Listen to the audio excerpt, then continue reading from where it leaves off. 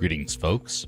Hope you are having a pleasant evening and that you're preparing well for the next year. Now, we're in this, what most people would kind of consider a holiday week from Christmas Eve until New Year's. And you know, one thing that I have really enjoyed about it is that it is a time where there is the flexibility to kind of just take on whatever happens. You have something on the schedule, you can do it without having to think about it too much. And I've had the opportunity to kind of do some of that. I know it's not the case for everybody, and that has not always been the case for me in the past, but the last couple of years it has been a lot easier to kind of just do things in a moment's notice. That being said, for a lot of people, this is still a very stressful time for them. They're either traveling or they're trying to deal with planning for returning to work, or maybe they are back at work and they're dealing with holiday rushes and whatnot.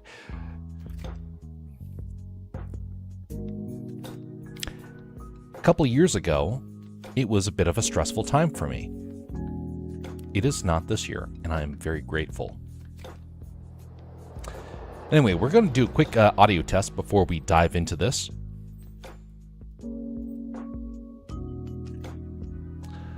All right, let me see here.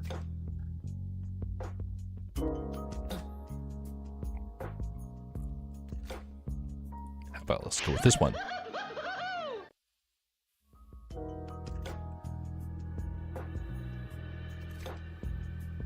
Waiting for that to come back.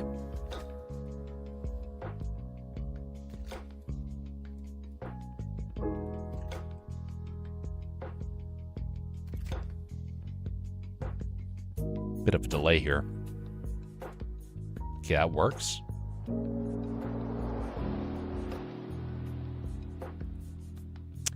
Are you kidding? Okay, well, it looks like Fortnite's audio again has died on us. Okay, let me do the known correction for this, and if it doesn't work, then, well, we'll go with the backup plan. This is happening more often. I'm not liking this. And the fact that I can't go back and, go with an older version is really frustrating to me. Only this game will do this. This is because it's a very poorly designed game.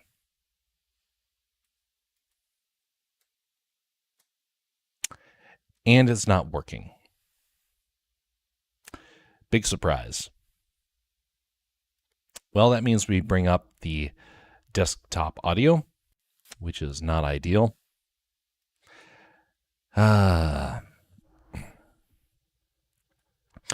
Very poorly designed game. And I can now say that because I have been designing a game.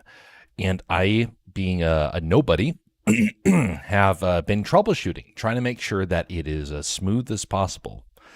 Even though it's a first experience sort of game, a first time of programming, so thus it is not going to be the most refined sort of game in the world. But at least, you know what? It's going to operate in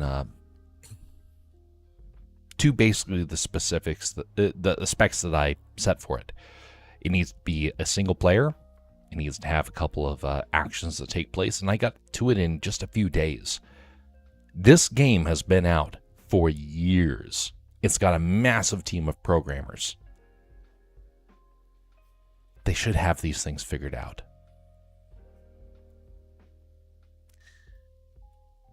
Oh well. I mean, part of it's this. Part of it is obviously OBS.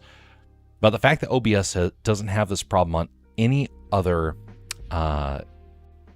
software is baffling to me. Okay, so we should be ready to dive on in. As normal, these games are open to people that are part of the Discord. About halfway through, we're going to switch over to art.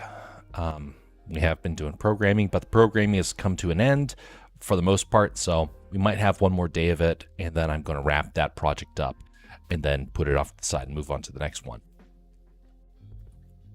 And we're going back to the Milo art. Very soon we're going to be starting to... We might do some Milo writing sessions. I've seen other people do this. I'm not a huge fan of it, honestly, because it is a bit limiting, especially for people that are, trying to have conversations and they can't see anything that is actually taking place. It's all blurred. I'm not a fan of that. I'd rather just cover it when it comes out, but that needs to be the main focus moving forward. So I got a lot of plans for Milo, and Milo's adventures are going to be a focal point for a while.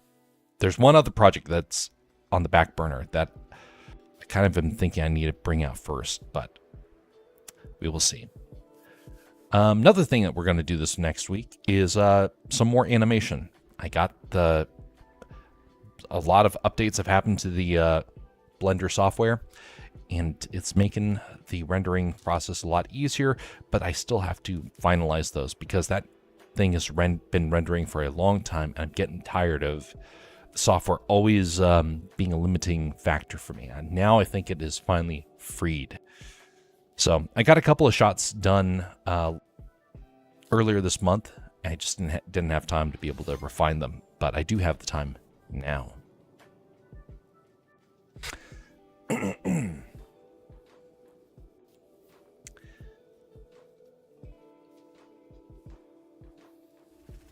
One of the things that is helpful for those that are living in the far north, you can't even see it because it's green, but lotion.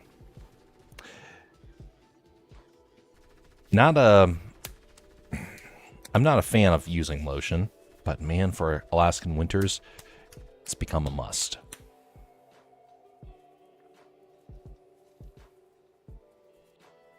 I get like working lotion, so that way doesn't have any like fancy smells to it or whatnot. It's just pure lotion.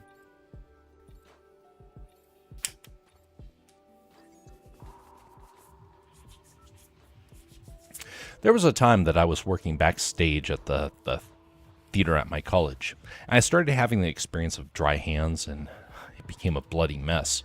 No, I'm not trying to curse in British. I mean, like, it was literally a bloody mess. So I had to go through all sorts of different techniques to try and keep my hands from basically being torn to shreds when I was working on projects. I'm glad I don't have to work on those, do the woodworking that was causing all those problems, but now I still just have to, be careful. Some activities are going to make them dry out a little faster.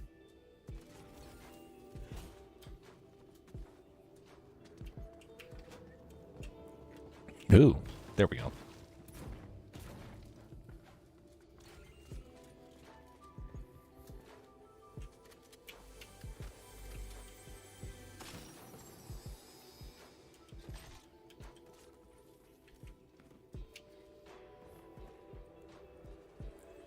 Interesting ruins of this house.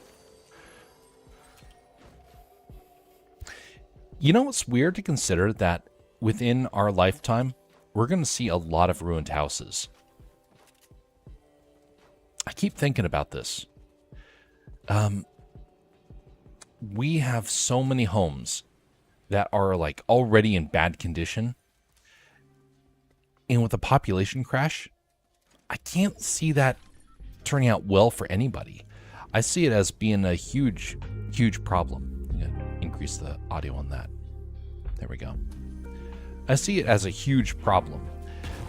And unfortunately, some people are going to make out like bandits in that whole exchange, and most people are going to be hurt pretty bad. I wonder what the average person is going to experience. A lot of folks have invested heavy into the crypto madness, and now, as of this month, I think people are finally starting to understand how dangerous that investment was. But I know a lot of people, they put in a massive amount of savings into it, all in the hopes that they would come out on top. They were too late. I would argue that people were too late from the very first year.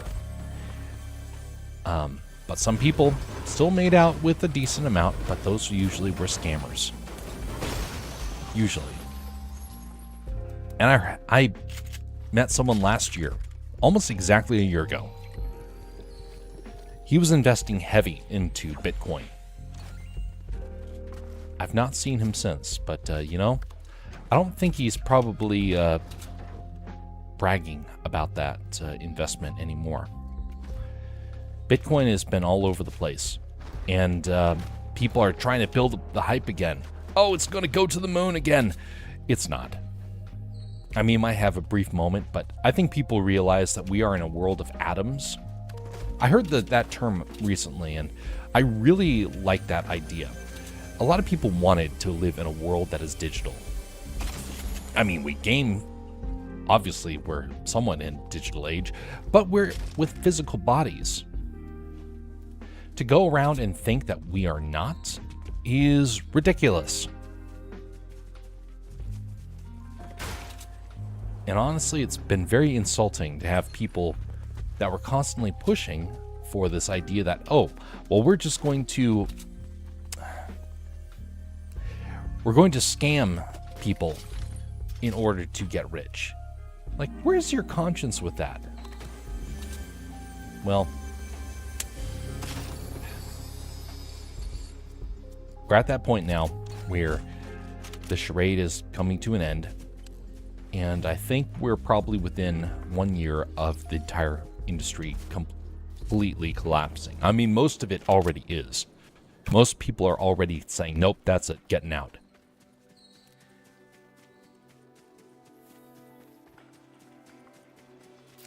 You know the people that are doing well? People that invested into the world of atoms. Now, I think the housing market is overpriced. But people invested into it, and you know what? They're still getting their money's worth. It doesn't go into nothing in a moment. Unless the population crashes, which it is right now. So all those people that invested heavy into that are going to lose their money too. People that invest into tech, they're going to lose their money. People that invest into this RAM crisis, they're going to lose their money. They're all bubbles. They're all bubbles. Is it not ridiculous that we live with this mentality that a bubble is somehow an investment strategy? Everyone is doing bubbles.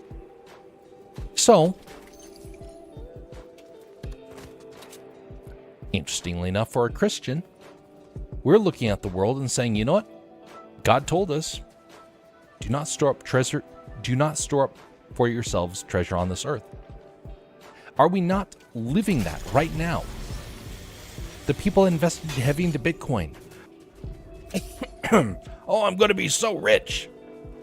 Yeah, how's that faring for you? Oh, I'm going to invest heavy into these stocks. Why? If you inherit the whole world, and yet you have no legacy, you've never done ministry, what good is it?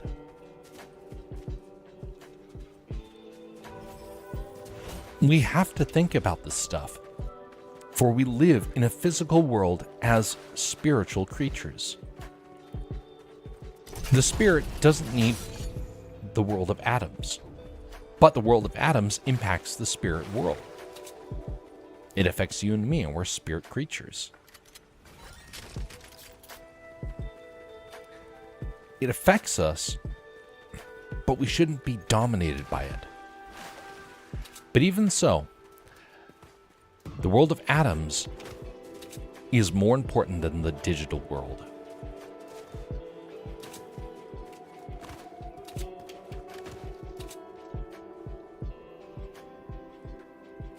It's a hierarchy. And I don't think that we quite understand that as a culture. Our government definitely does not. And that's very sad, honestly, that they don't understand something so basic. We live and breathe in a world that's physical. I can't breathe digitally. I can't eat digitally.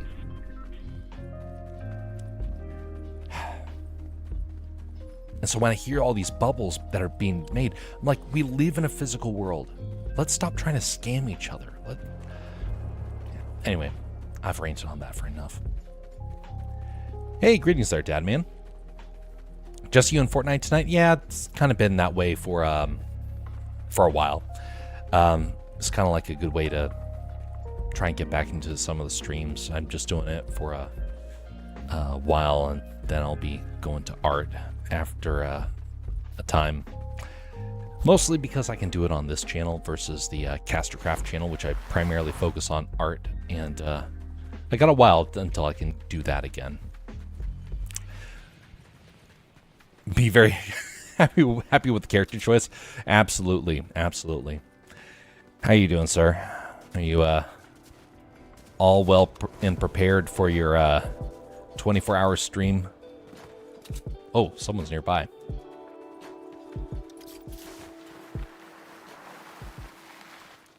Like I mentioned earlier, I've only been able to do the OG maps. Nothing else is working right now. For whatever reason, it's like crashing left and right. And so, thankfully, this mode still works.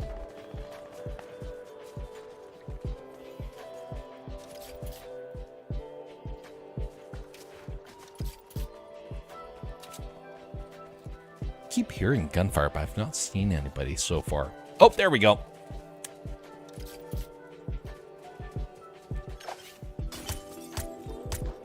Yeah, be gassed. That's actually a lot of damage there. Whoa! That worked. I'm actually dumbfounded. That I've never been able to get an elimination with that. Oh no. Oh no. Oh no, no, no, no, no, no, no, no, no, no. We got a good player. Phooey.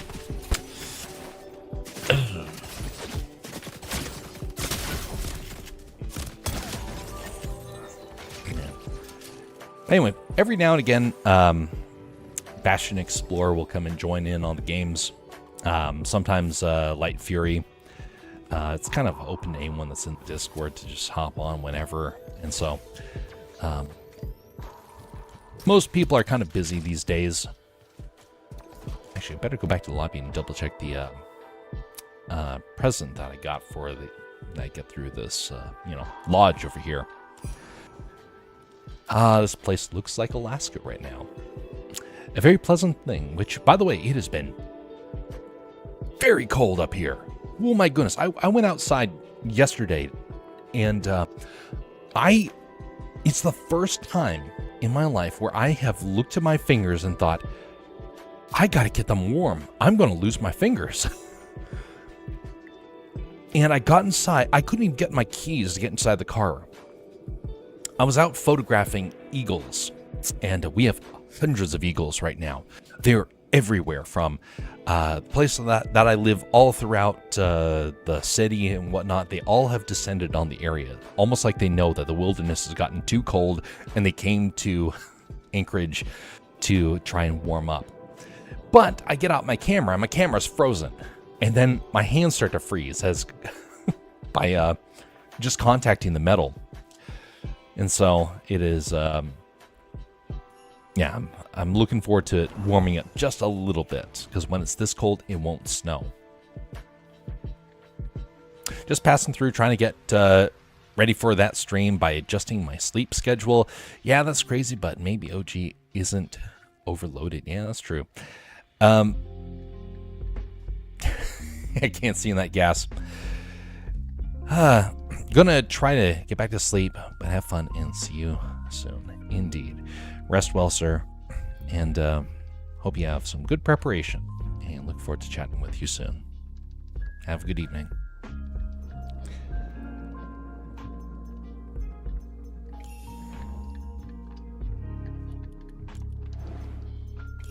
All right, which item here?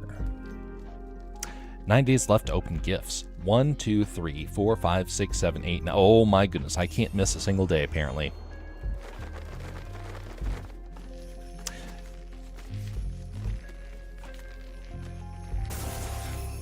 You know, I forgot to put on the Christmas music in the lobby.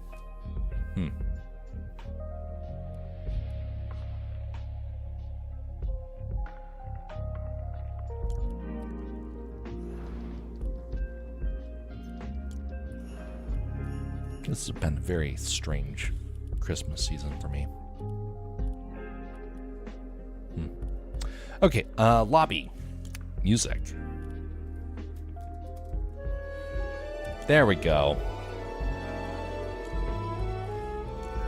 Now it feels like Christmas. After Christmas, of course.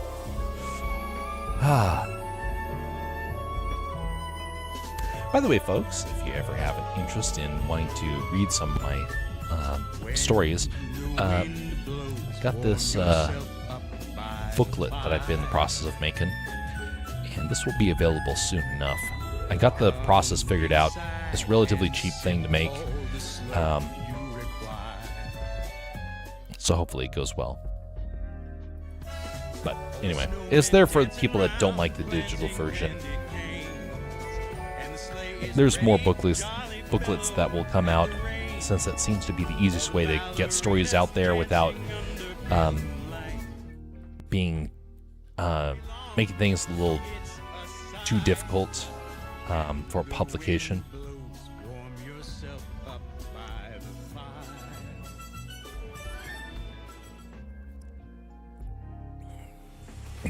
Okay. Bear time. By the way, in case people did not know, there are no polar bears within my part of Alaska. But that being said, if one were to come down here, I would not be too surprised. They are aquatic animals, and if an iceberg were to push them further south, I could see one getting kind of trapped in the area. And some people may say that sounds ridiculous, that's impossible, and I would like to argue that the Kodiak brown bear is a very big bear, and some people believe that there is a connection genetically with polar bears. So, that being said, maybe it's not so far-fetched. Maybe a couple of polar bears ended up getting pushed down during the last mini ice age or whatnot, and the two bears cross paths. It's possible.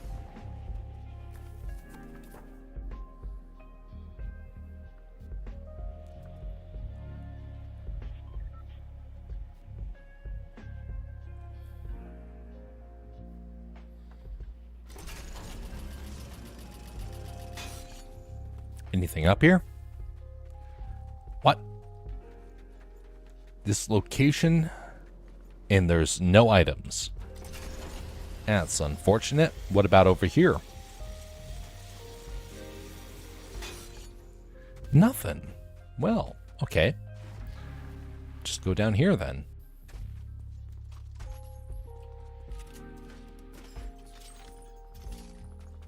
Well, I guess I'll take this time to rant a little bit more.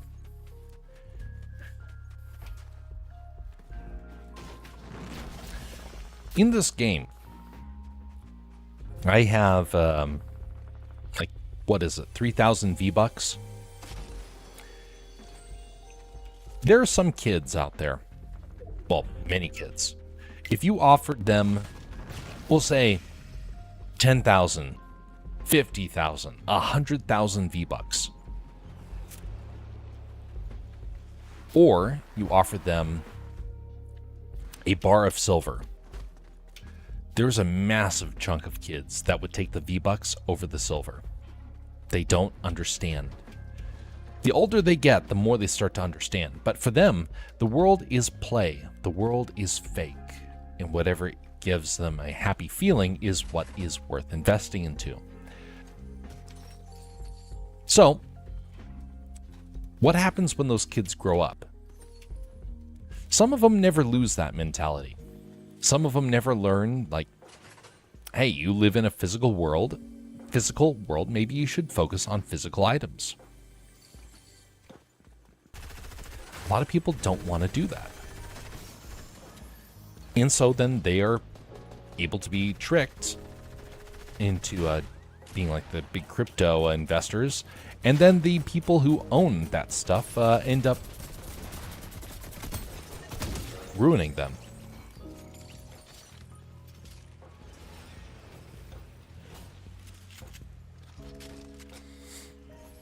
Surprising them, you could say. When suddenly they discover that, you know,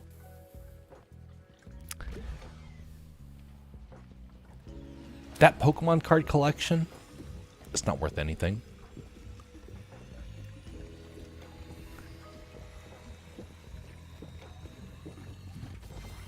And suddenly they have a shell shock moment of where they're like, wait a minute, no, it is worth something.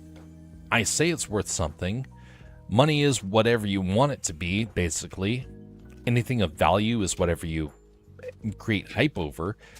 Why would you tell me that my Pokemon card collection is not real? They get upset, they get defensive. The way to win an argument with someone who is arguing something like that is say, okay, prove it. Are you going to be able to eat those cards one day? Are you going to be able to build a house with them? Oh, well, people will get the investment. Okay, go out and try and sell it. Some people are going to find success. The majority of people will not. There was a guy that I knew. He invested heavy into a digital phone game. I had to put digital on that just to kind of go with the, with the story so far. He invested into a game, something like $1,000. I don't remember the amount.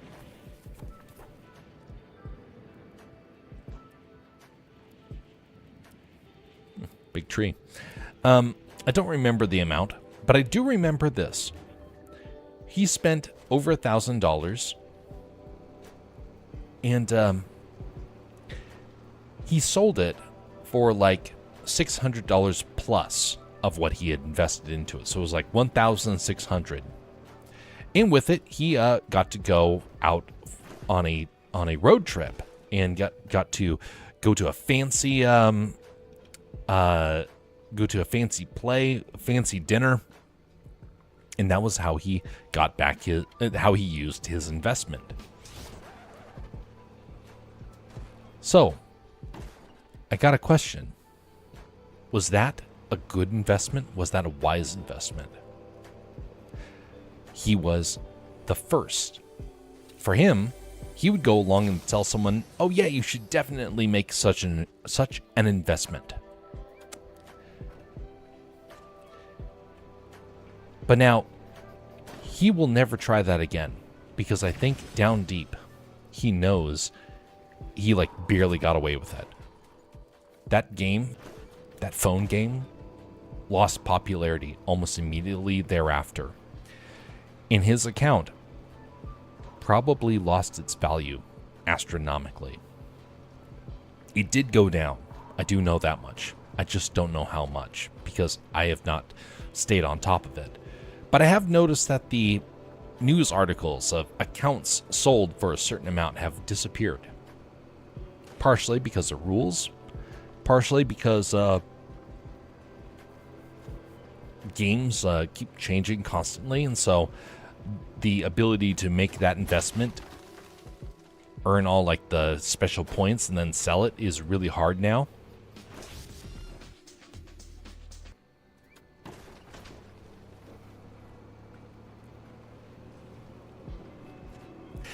And also because companies know that, they don't want people to skip the line and not pay them. They want to be paid instead of people paying for other people's accounts. So that's been locked down.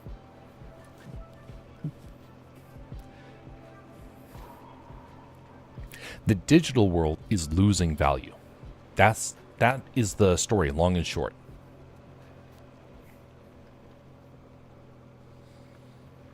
So when I see people going out and saying, make this investment into this crypto or into this digital investment, this NFT or whatnot, I just cringe.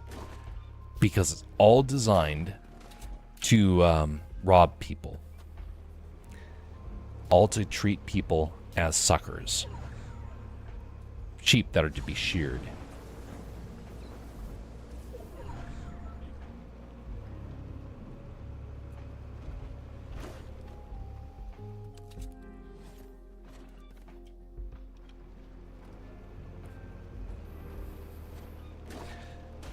What is the most important investment you can make? Obviously, that means it must be material, right? Gold, silver. No. People. People are the most important investment you can make. Either kids or friendships, those are the most important things ever. Because those are the only things you get to take with you into the afterlife. Now, if you don't believe in the afterlife, then that maybe sounds ridiculous. But,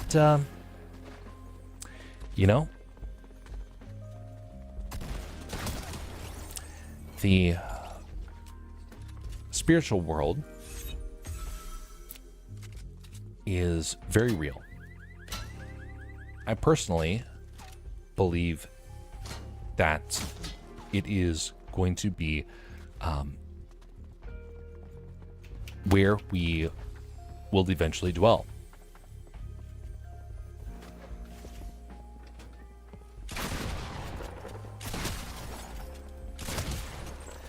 So, if we are going to eventually dwell there, and we can't take the physical world with us, the one thing we can take with us are the friends and family members that we have here.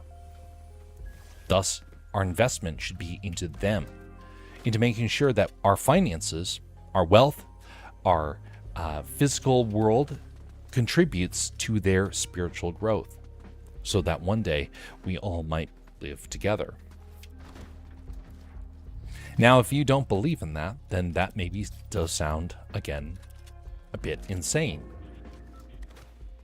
There have been millions, billions of people that have come before you that have found comfort in that knowledge. And I believe time will eventually prove out that a spiritual investment is definitely worth the time, the effort, and the resources. And the biggest resource that you have is time.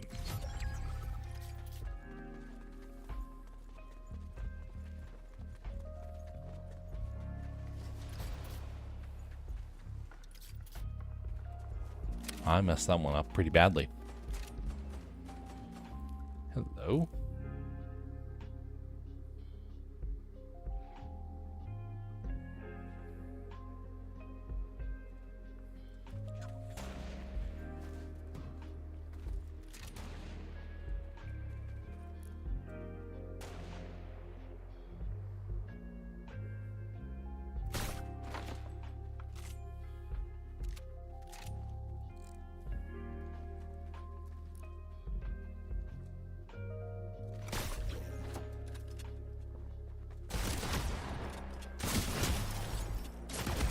Oof. What would you like to report? I didn't report anything. Must have been a hotkey.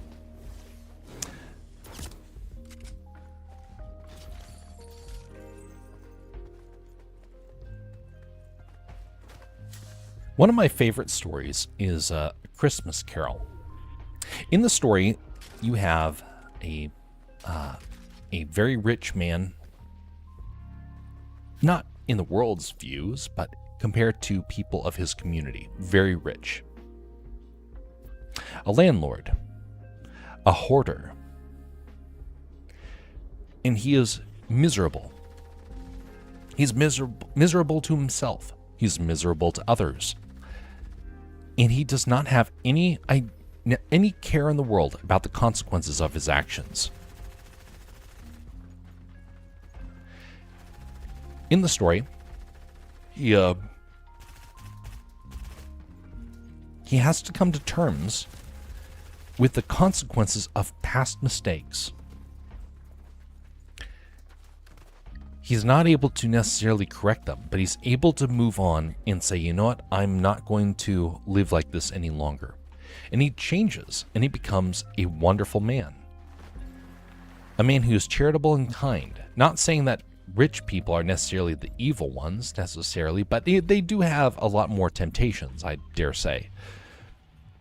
The most important thing, though, is that he has a heart that is now kingdom-focused.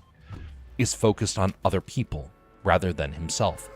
Is focused on the good of his community rather than his own fame and glory and well-being.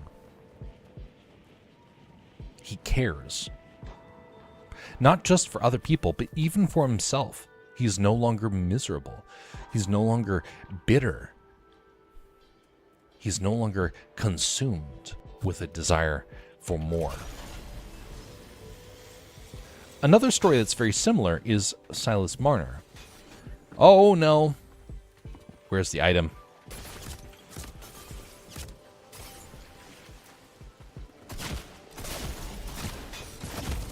Shoot. Where do you get that item?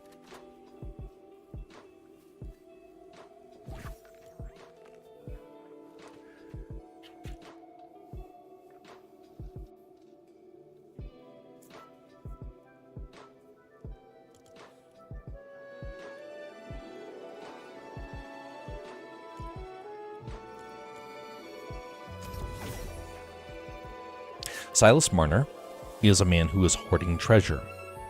He is obsessed with gold. He is invested heavy into making sure that his own well-being is firstmost.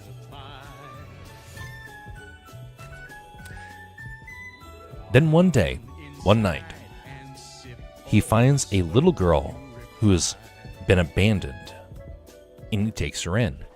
He treats her like his daughter. The wealth that he had is stolen. And the little girl becomes his main focus. In the story, he started out by having an obsession for wealth. Soon he becomes obsessed with the well-being of another human being. He becomes a caring, fatherly figure, to the point of where the antagonist of the story becomes jealous. The one who is the actual father becomes jealous. He's the one who casts the little girl aside. And now he is desperately trying to get her back. And he realizes he messed up and he failed. He invested into his own happiness the same way as Silas Marner did. But unlike Silas Marner, he did not change until it was too late.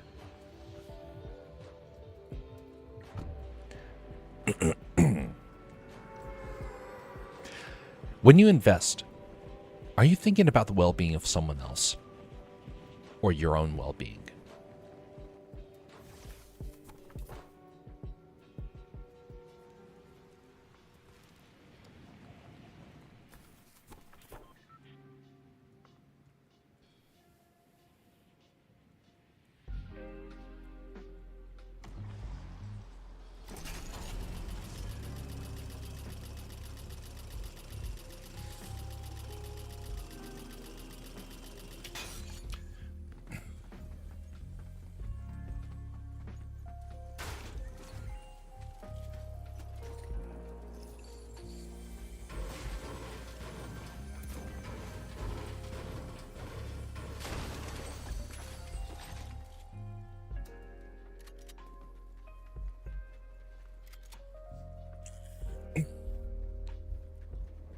Anyway, when Trump comes out and says that he wants to focus on making a golden era, I don't think that he's necessarily wrong for wanting to seek the well-being of the nation.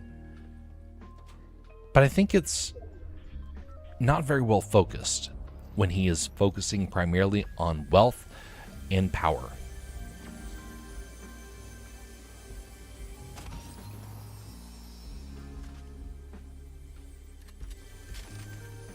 If you're willing to make wealth and power your main focus, you're going to find out very soon that there are some things that it cannot buy. One of those things is what Silas Marner learned. You can't buy love. You can't buy happiness. Your ability to... What a weird picture there. Your ability to thrive... Wait a minute. Never mind. Your ability to thrive is going to be limited. Wealth is maybe 10% of success. What's the other 90%? I would argue it's all the spiritual values that you are supposed to be growing. Wealth, it will come and go. It is not going to be, it is not the necessary component of your life. The most important part is your own spiritual journey. And there is definite right and wrong out there. Just because you're on a spiritual journey doesn't mean you're making the right decisions. If anything, you have to be double checking yourself because there's a very high chance that you might be making a major mistake. I say might be, that's me being charitable. I think it's way worse than we think. I think a lot of people are on the highway to hell and they have no idea. No, I'm not trying to say that somehow I'm better than other people. That's not what I'm saying at all. If anything, I'm worse in many ways because sometimes I'll kick myself for knowing that I'm messing up and I still mess up. I'm like, but I know better than that.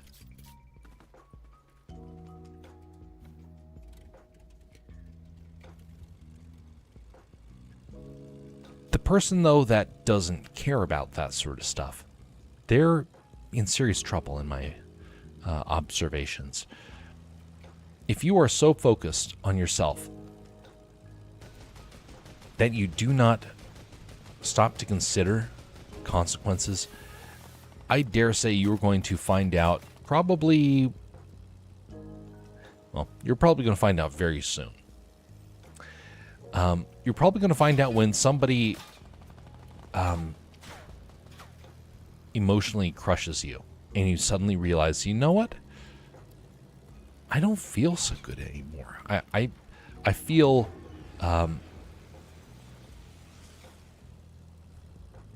like life is becoming a failure. That plane to the sea.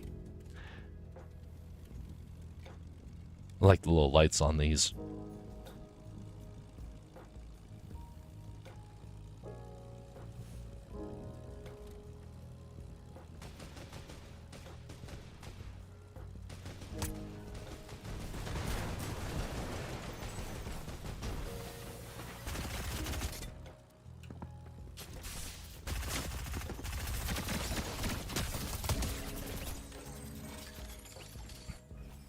Wonderful.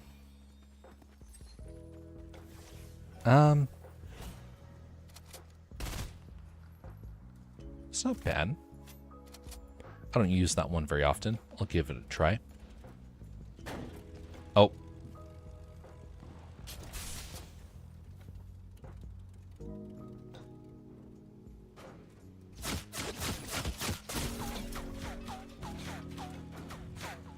Whoa.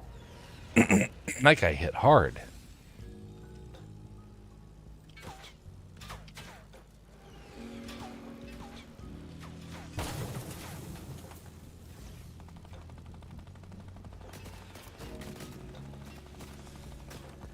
Time to swap out planes again.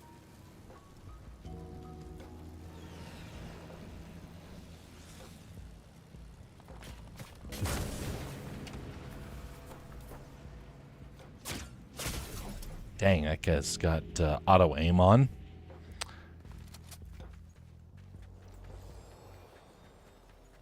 Just gotta fly this out of here. Use the mountain for defense. Just gonna get away from that guy.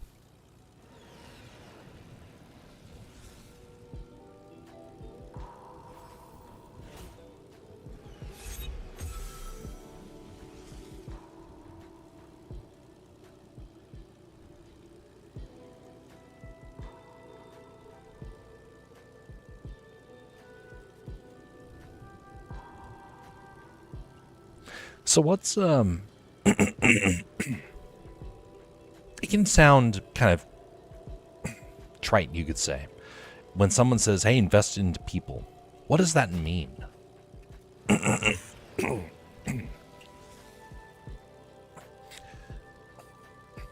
There's two men that I got to observe. Two men who had two very different approaches to parenting. One of them invested heavy into his business.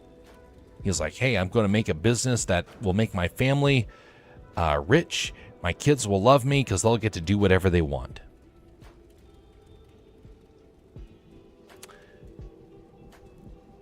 The other one invested into time, making sure that his kids were a part of his daily routine. He would make sure that they were able to go with him on trips. He made sure that they were able to observe what it was like to try and do business. He made sure that they were well educated on their history. He didn't have a whole lot of money, but he had time that he invested into them. He got to make sure that their education of life, not necessarily education just, of what a school would have, but their education of life was being done through him. In doing so, he made sure that the kids had everything that they needed, even if it wasn't the fanciest. Which kids are probably going to end up better? The ones that have everything but don't have a father? Or the ones that had a father but didn't have everything?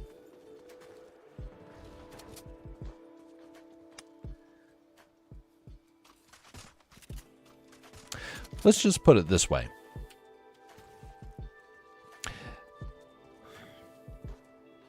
I have seen the kids that have been given everything, and they are all miserable when they get older.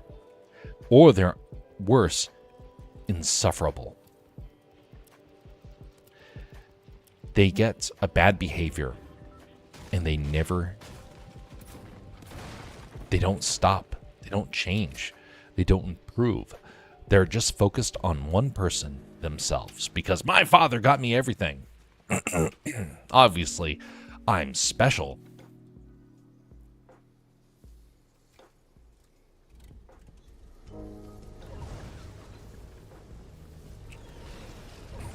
Someone like that is going to expect the world to be handed to them, rather than know the skills about how to thrive, how to improve. So when you hear someone say, hey, invest into people, that's the sort of thing you need to think about. Invest into the well-being of those around you, not just your kids, into your wife, into your friends, into your co-workers. Which one is being given your attention? Because the most important and most expensive thing you can give someone is your time.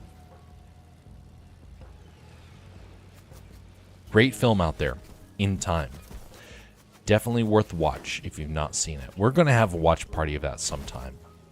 We haven't had enough people to really justify a watch party. It's usually just been myself whenever I've been trying to figure out the planning for that stuff.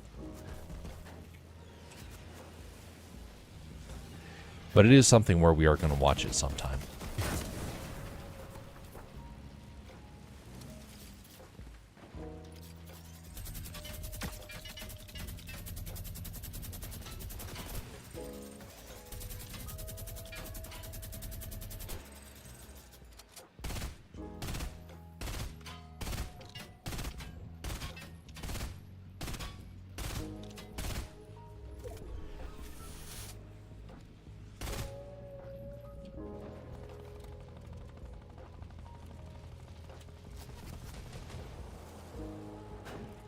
That guy had quite the accuracy.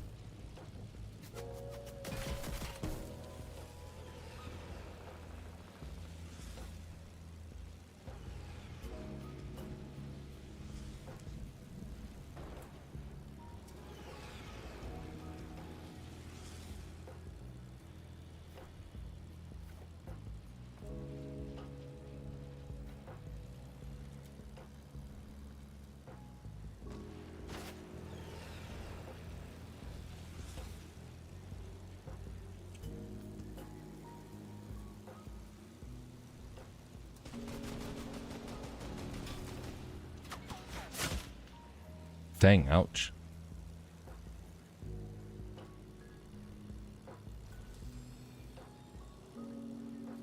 Where are you? Another plane in the area.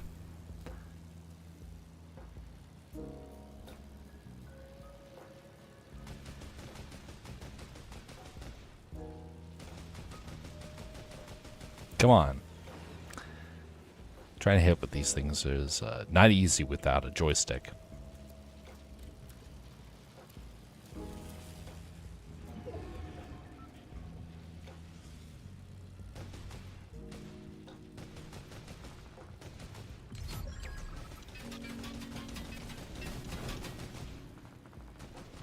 That was actually pretty good. Trying to look around with this is not easy either. There we go.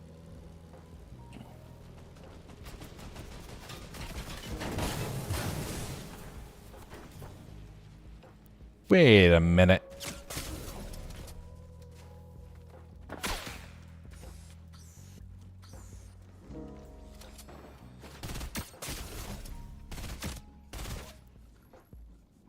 That guy is definitely using some sort of aim assist there.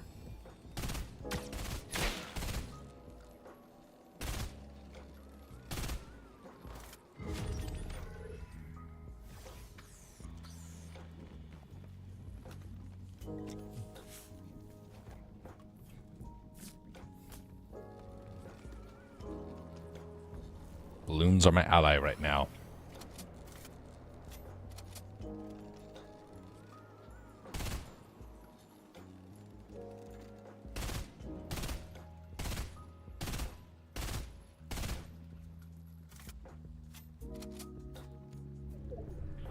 Surrounded by people.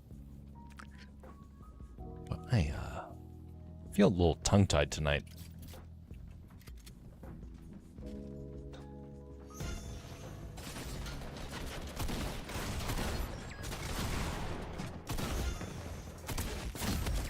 Dang. That didn't go so well. So investing into people. Who are you investing into?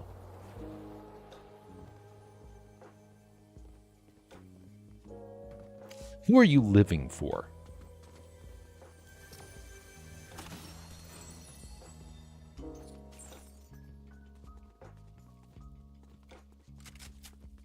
Who are you sacrificing of yourself for?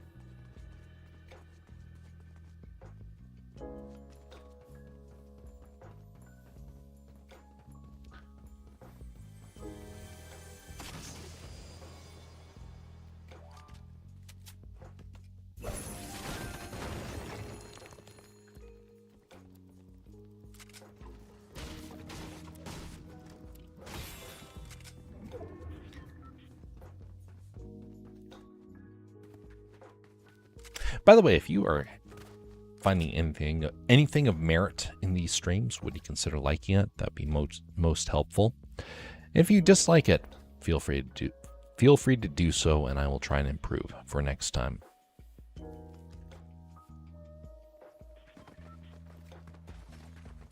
I think this will be the last round, and then we'll go to art.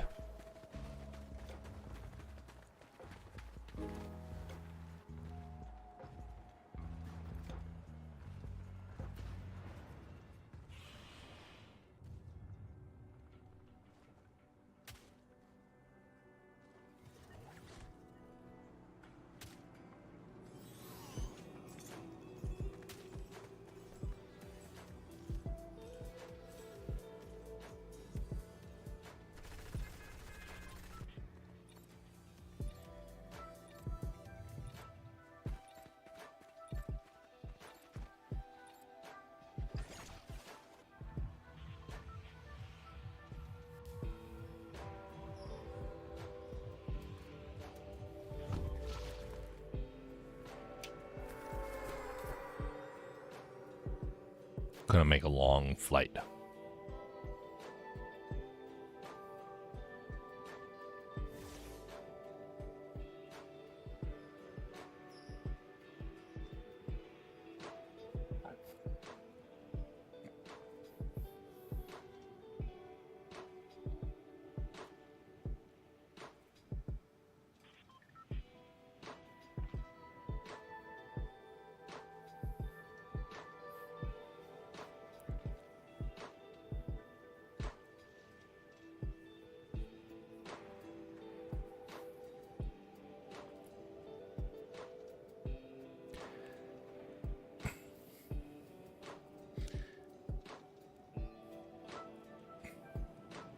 What is the biggest investment you made?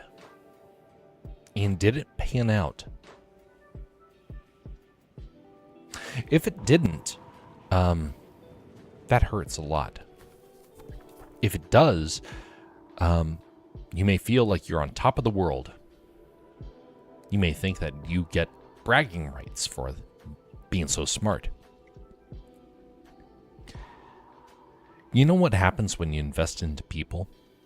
That ability to brag is a lot harder to do because you know it's not just you. You are not the one that's necessarily the skilled one that pulled that off.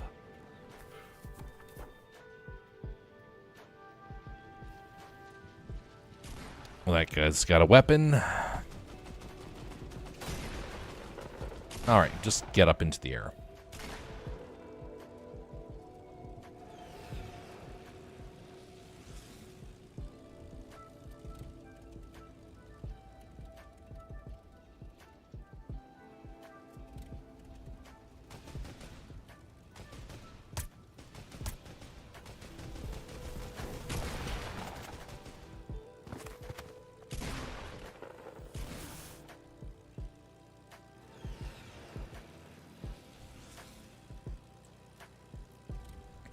One of the things that Paul does in his letters is he will say that one of the things he will brag about is the people that he has ministered to, people that he has helped.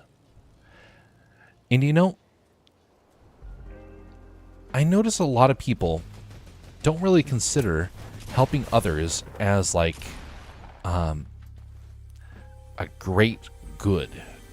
Kind of like what we would have thought in days gone past.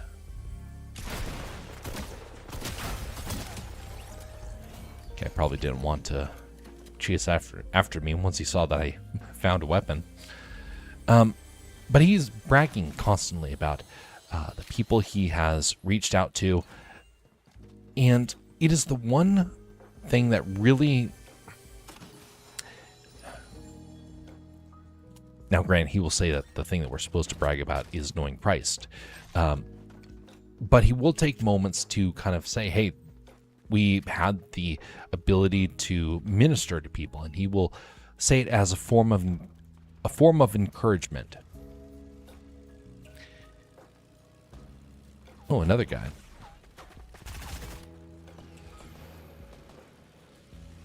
Nobody cares how many trophies you got in life. Nobody cares about what sort of great investments you made. Oh, sure, some people may be happy about it.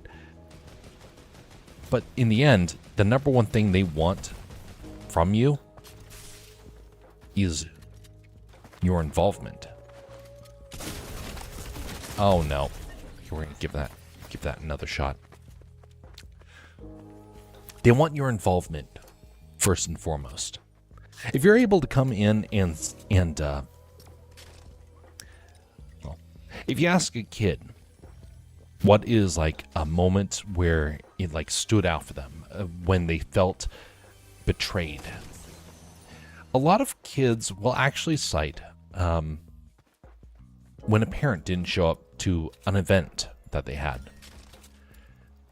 Their parent didn't show up to a birthday, didn't show up to a sporting event, wasn't there when they felt like they needed it the most.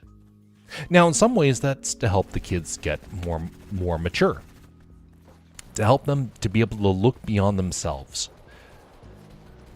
But for a lot of kids, that can become a very traumatic experience, especially if the parent does it coldly. If the parent stops showing up, that may stop the kid from ever wanting to do something again. I remember what it was like to suddenly realize that my sporting events didn't matter to my parents. And you know what's interesting? Around that time, they stopped mattering. The sporting events stopped mattering to me. Now, I'm not trying to say that my parents were wrong for not wanting to show up to them. In fact, if I was them, I probably would have stopped showing up a lot sooner. Just because it's the same old thing over and over again. You go to an event, stay there for an hour, watch your kids pretend like they're sports enthusiasts, and then you're supposed to cheer regardless. It's stupid. So I don't blame them for not wanting to show up after a while. But you know what? In my child mind, that was the motivation I needed to keep going. So when I didn't have that, I didn't have a desire to keep it up. Now, sports is one thing. What if it is something that really matters? Something where there's consequences if you stop doing it. Give you an example. After I take out this fella.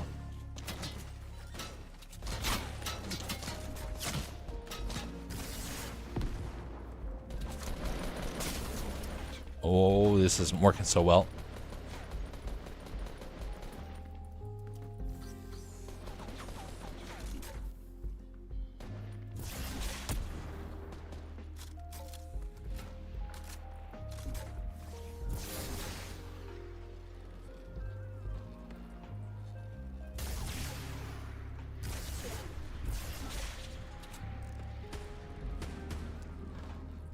Try and bomb this guy.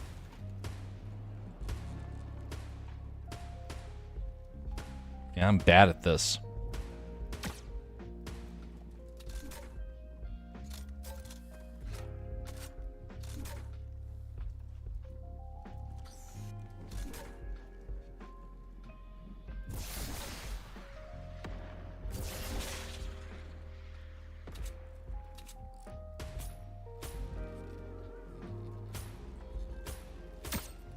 Is that guy really going to get away? Okay, well, nope, we got to go in for close range. Uh-oh, uh-oh, uh-oh, uh-oh.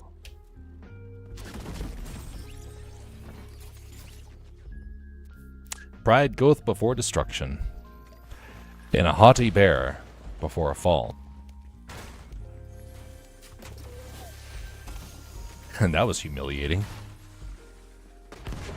It should have been a bit more, clever rather than trying to do style there. Well.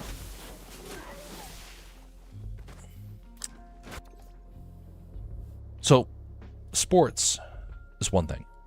But let's say, for example, that a kid grows up and they start getting disparaging comments about anything.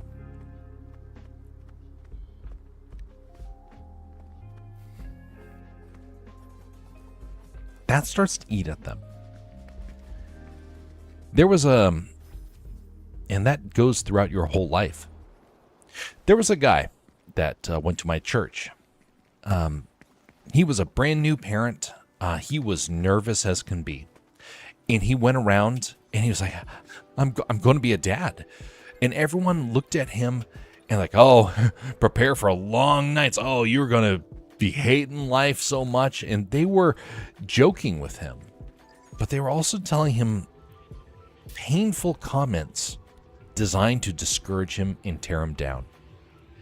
I went up to him and I was very upset because I saw an elder do the same thing.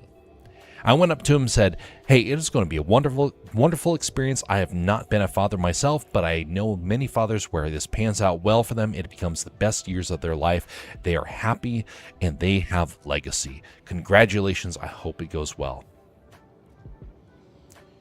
And he looked at me and he said, you were the first person since I've gotten this announcement out that has said that. It came from a guy that has never been married. It came from a guy who has no kids. And I was the only person who went up to him and gave him encouragement.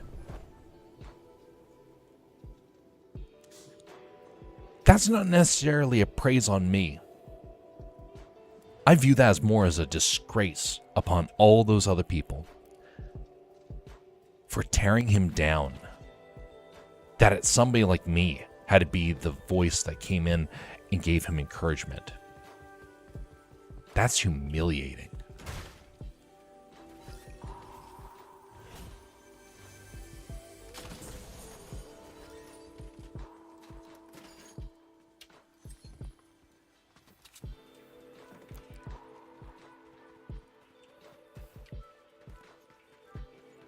Discouragement comes in many forms. But the most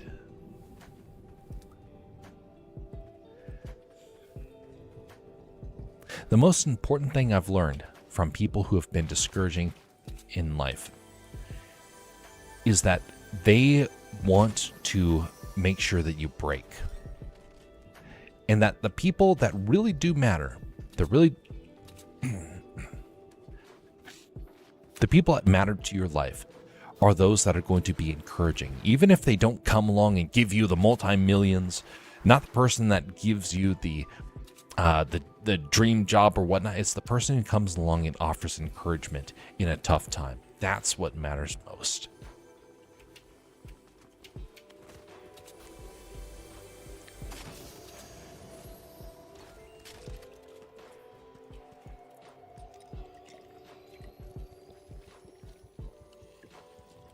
When you invest into people, one of the easiest things you can do,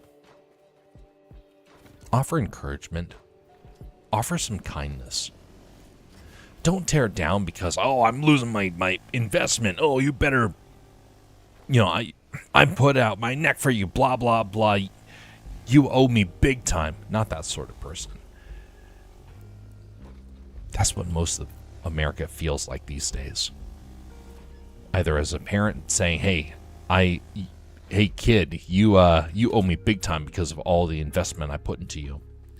Or a businessman, oh, I invested heavy into you. You should definitely be paying me back. That's not the sort of investments we need. The investments we need are people that care regardless for other folks, that offer some kindness, consideration, without expecting payback of some kind. You know what I hate about therapists? They're mentors in friends for a fee. Oh, but they're really helping people.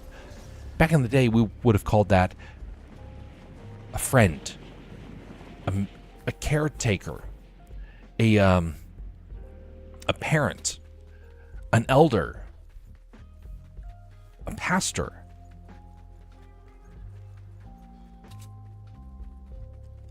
And we have put a monetary value behind it.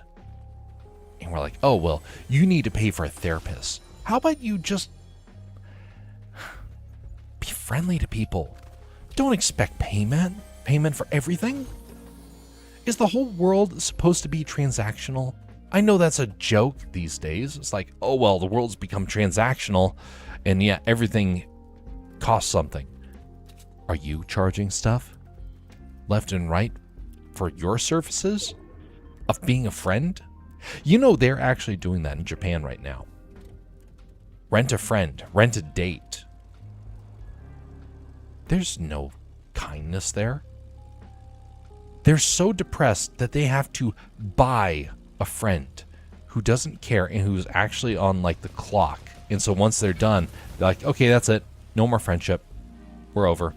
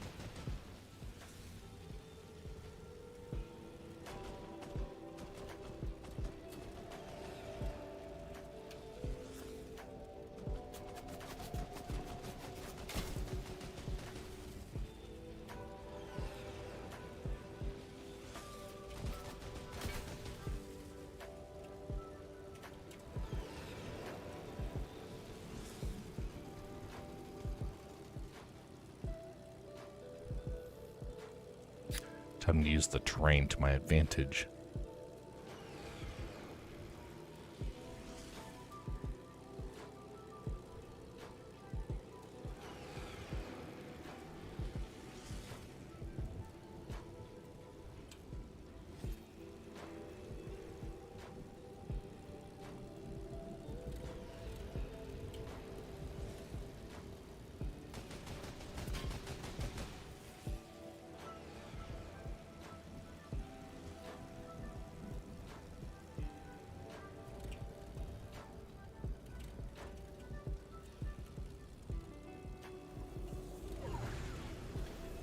Oh, I messed that one up.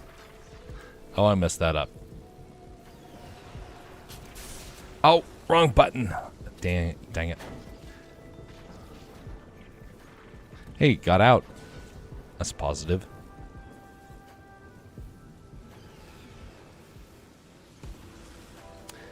Well, he's not going to know where I went, hopefully. Wait a minute. Is that him? Did he bail? Same as I did?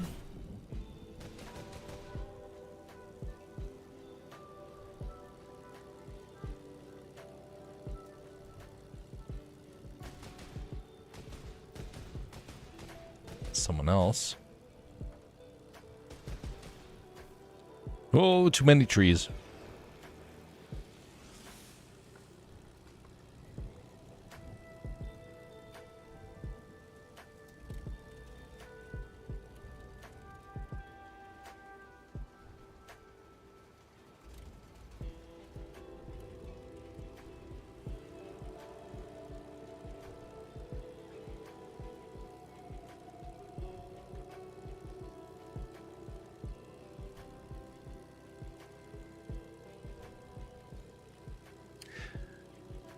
I heard of somebody who had their own parents come out and say one day, hey, we're done caring for you kids now. It's time for you to start caring for us. And they started demanding finances from them. They started to treat the kids as if they were an investment, and now they needed to reap the rewards, so they could live their retirement life.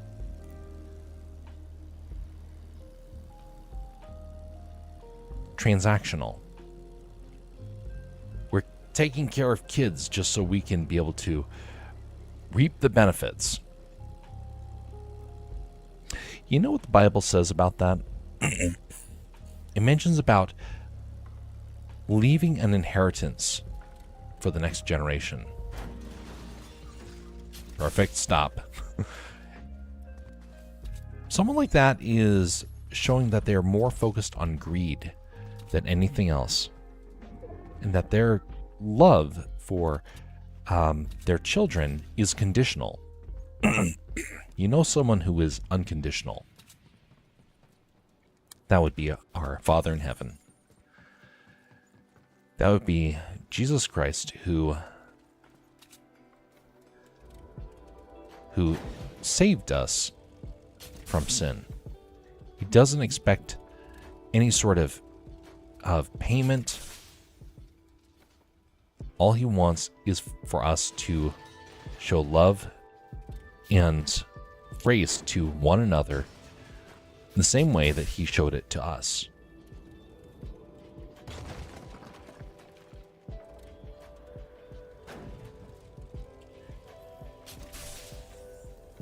And I'm having a hard time trying to get this thing out of here.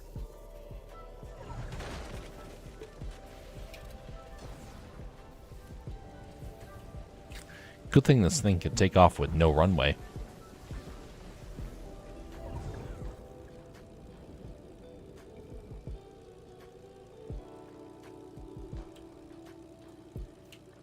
So anyway, conditional love is not love at all.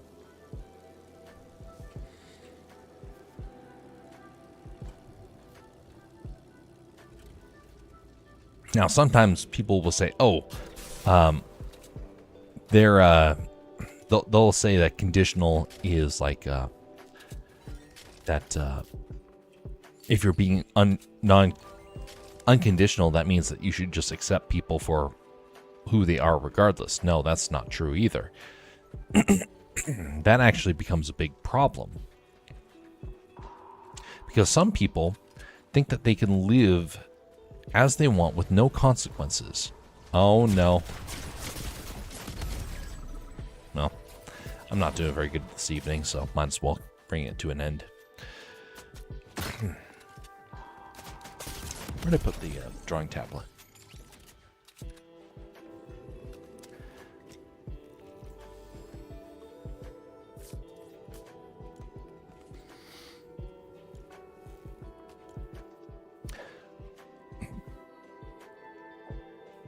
Now, there's a difference between unconditional love and obedience. Let's say, for example, somebody comes along and says, you should love me for who I am regardless. And you say, I draw a line at you having living outside of wedlock. Some people say, well, then that's conditional.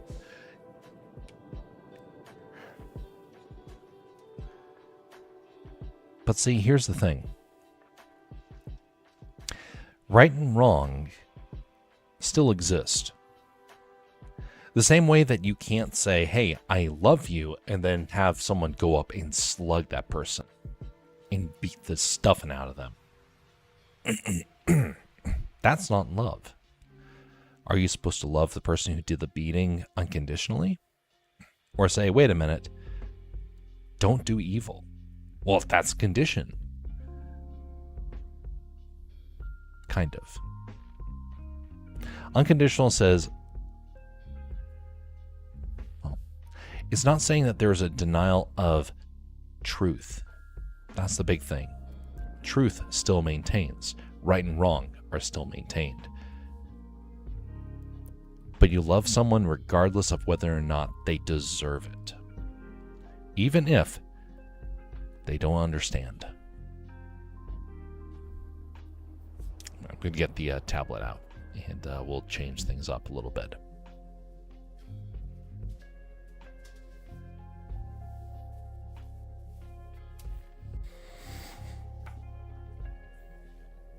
You know, it's kind of interesting. I brought up the example of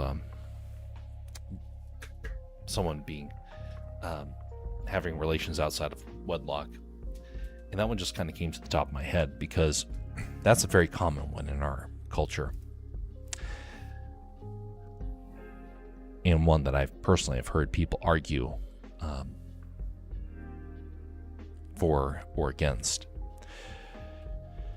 You know, it's a sad one, honestly, because there are so many people that in their desperation to find marital love,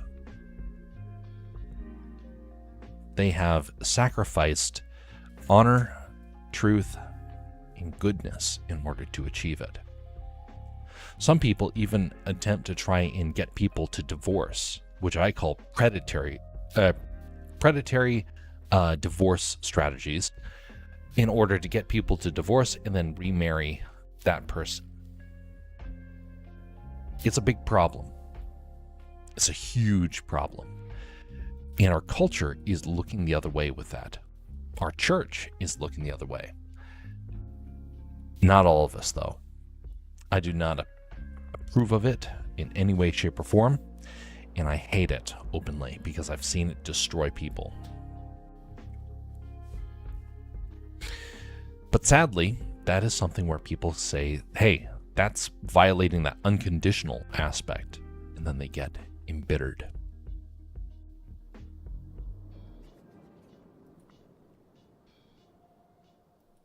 All right, we're going to change up the background here.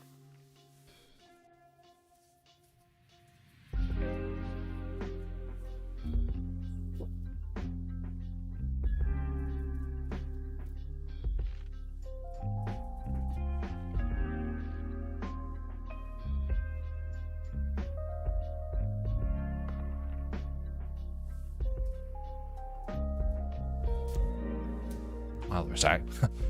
My green screen was actually frozen to the wall. Wow. Really cold.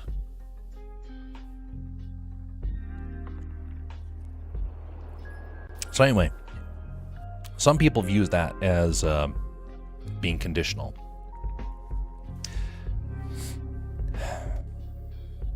What they don't realize is that people that are telling them, hey, don't live a marital life out of wedlock, they're trying to give them help. They're trying to help them not make a mistake, and they don't care. And they don't realize that they are going to be punished for that. Oh, that sounds terrible, doesn't it? But here's the thing. Ever since ancient times, cultures everywhere all knew the dangers of immorality, especially when it came to marriages. It's only recently that we decided that we don't want to acknowledge that. Only recently we've really, you could say, threatened people when they are challenged, when they are challenging someone on their in regards to their sexual life. In fact, me saying that can actually get me banned on some platforms, which thankfully I'm not a big enough streamer for that to matter. But if I was bigger, it would matter, and I would have a lot of people be able to cause me a lot of problems for even saying that.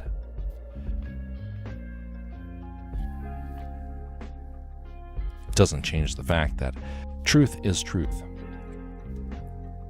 And if you're willing to acknowledge that there is truth, that there is right and wrong, I believe there is a reward for those that preemptively say, hey, you know what? I want to correct. I want to do better. I want to avoid the mistakes that my forefathers made. I want to avoid the mistakes that I have made again. And those people, I think, have greater opportunities.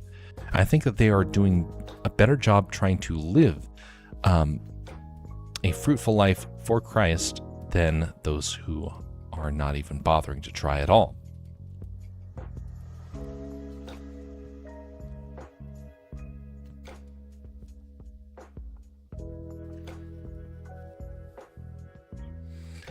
By the way, this is probably going to be the last digital artwork that I do.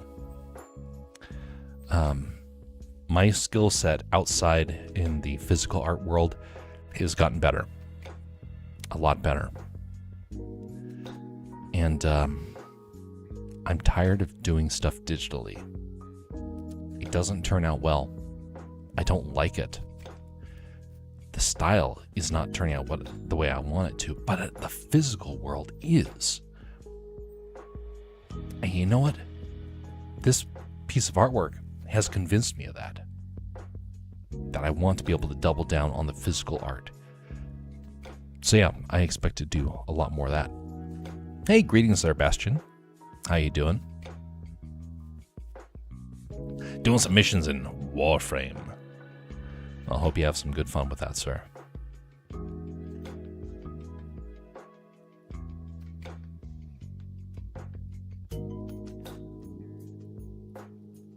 But like this right here, this texturing. I figured out how to do a similar sort of texturing with brushes. And so while it doesn't get rid of all the digital aspects of what I'll be doing, definitely am leaning more towards doing the physical art for the artwork moving forward, just because I feel more confident doing it. So like this area right now is turning out decently, but it's lacking consistency across the entire thing because my style has been changing so much. When you're working with a medium, it tends to limit you. Unless it's digital, then it opens up. And so then you become thwarted by too many options. And right now I'm thwarted by too many brushes, too many techniques.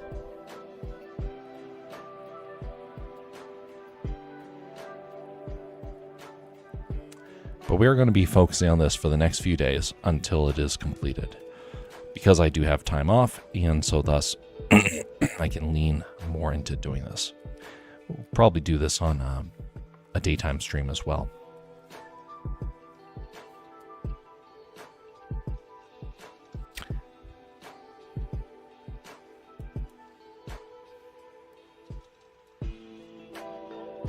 Recently I took up watercolors. And it actually went pretty well for the first time. I've tried watercolors before. It did not go so well. And so for me to crack them open and have like almost no problems immediately was, it's actually kind of refreshing. It seems like there's a lot of things where I'll try something and immediately am met with difficulties. And it can get a little discouraging at times. And then you don't really want to explore. And you're like, well, do I really want the headache of going back and trying again?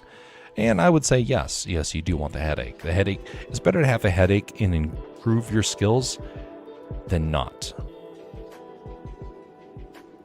But that being said, it is nice when something actually goes smoothly.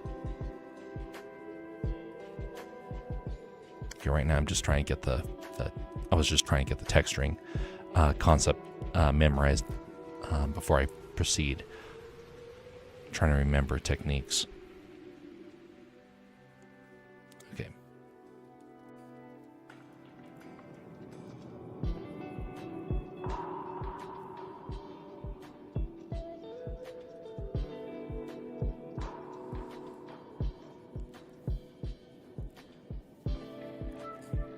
Well, the game coding is basically done. I'm just refining a little bit of it, and then I'll be publishing that, and people will have a chance to try it out. It's probably going to get a reskin at some time because the game is for a D&D campaign, but it was made in such a way that I can swap out skins and have it used on something else. And so the idea is that it would be useful in a variety of different projects just by using this. It's not quite a true game engine, but it's like my own version of a game engine. It's a bunch of functions that can be repurposed is basically what it is. So yeah, it is kind of like a game engine. But I hope to refine that a little bit more. And I might use it on a short story. Just make something in a digital pixelated world. That could be fun. If people want to see that, I can definitely make that happen at this point.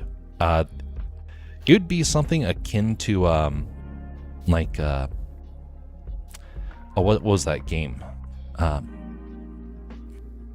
That pixel game where Undertale. It would be similar to that. In fact, I could almost make Undertale at this point. Almost. I'm not. There's some things that would throw me for a loop, but I think I have the foundations now to where trying to pull something like that off isn't scary anymore. And that's the main point, to be skilled enough to where you can do something and not have to freak out about it. So I could do something akin to that, and I don't know if I'll convert one of my stories into that, but I'm going to give it some thought. And if people want to see something after I get the next story done, that might be on the list of things that can be done.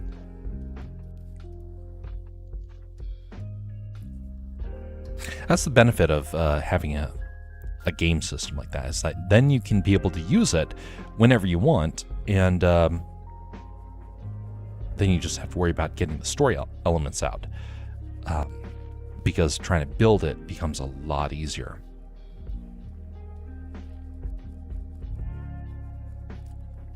Still want to focus primarily on getting Milo and the Demon Bear out, though.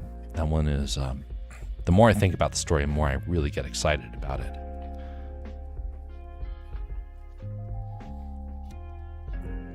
Unfortunately, though, I don't know if it's actually going to be, if I'm going to actually be able to make it into a product, which is getting a little, that one's a little frustrating to me, because it's getting to the point where I need to try and figure that sort of stuff out for some of the future endeavors for the projects.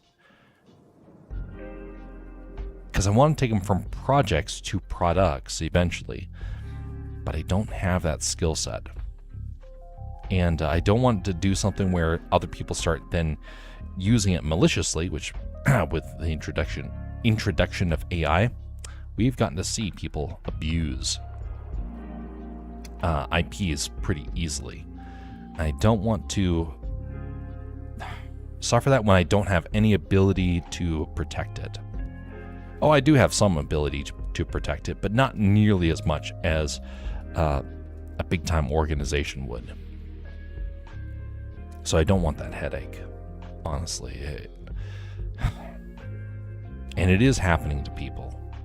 But they many times have at least some voice to be able to get people to know, like, hey, there's a problem here. Imagine if I said that. How many people are going to actually know or care? Maybe 5 people, if I'm lucky. It kind of depends on the day. No one will know. Just like how if this channel was to be nuked one day, no one would know.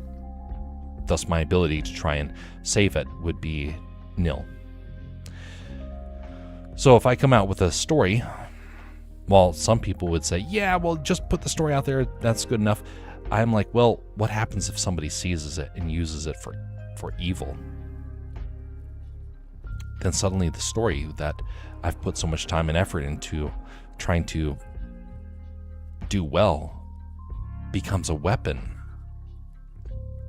against, it becomes basically the very thing that I'm seeking to stop.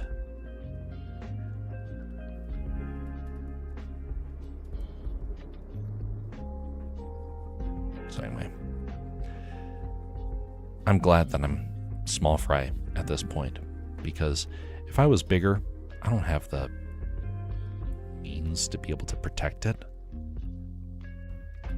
It's better to be a small fry and have a couple of people care than to have a massive amount of success and to lose track either of people or of what you're doing. You can think more when you're like that. So one of the things that I was commenting to some YouTubers a while back, they were all stressed out about trying to get things just right for their products, and they seemed miserable. Now, maybe that was me reading too much into it, but they seemed miserable from what they used to be. They'd gone from being happy with the sort of stuff they were making to suddenly becoming very concerned. They felt like they had a kingdom, and they were afraid if that kingdom should crumble under them. Surprise, surprise, we don't own the kingdoms that are built. We are given kingdoms, and we are just the stewards of them. That's something that we learn from Scripture, that we are technically doing things for God. And so if we are focusing on like, oh, well, it's my effort, I deserve this, and oh, I've messed that up beyond repair, that's not how God sees it. He sees it as you messed up, and he's going to come in and still use it for good. Now, does that mean that you're going to get to have wild success? I doubt it. The more I observe of this world, the more I'm starting to realize that there are many people who want desperately to find success, and they're never, ever going to find it because they're looking in the wrong place. They're building something that is for the wrong purpose. The most important purpose you can have is to invest into people, to be able to minister to people, to be able to share with those who are hurting or in need, to raise up a next generation, to show humility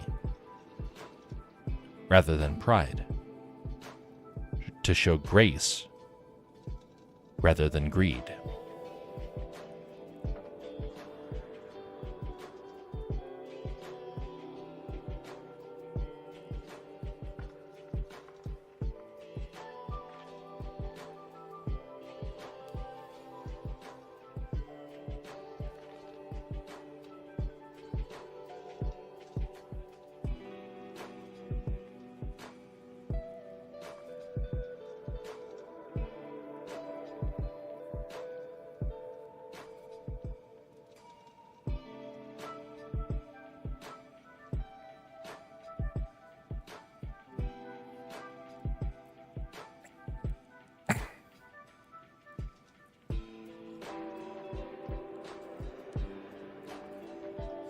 I look forward to finally getting to start telling you all the story of Milo.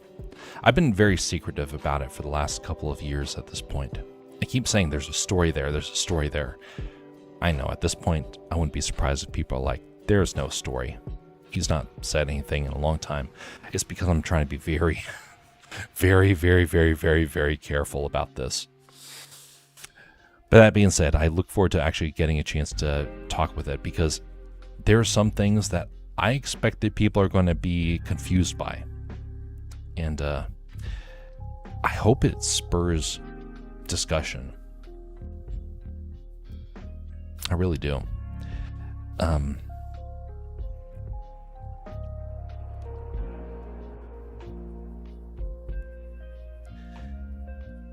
Milo right now is a 5-part series.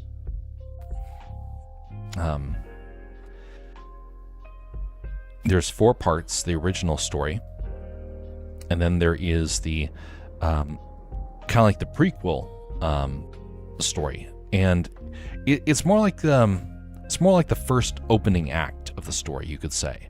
But it's been separated because that was requested first. And so then I thought, well, actually, we'll do this as like a 4-page thing. And then I'm like, oh, great. Now I basically have a full book. So at this point, I basically was like, okay, it's become a book. Let's just treat it like that. It's part 1 of 5, which is kind of strange because I think in 4s. Like most of my stories are in 4 parts, in one way, shape, or form. Either 4 acts or 4 books, whatnot. I would love if I could just write these stories and that could be my job, but that could also go to my head, and that could cause a lot of problems, as other authors have found. And I kind of don't think that will probably happen anytime soon. It's not like people are banging down the door saying, hey, we want you to quit your job and finish these stories. No one knows. I mean, the number of people that read Pharaoh and the Smith is how many people? It's a very small number. Let me see here. I have like a statistic of how many people have opened the page, and that's about as close as I can get to like actually knowing how many people read it.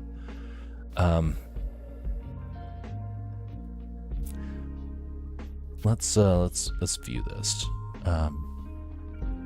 Content, all publications.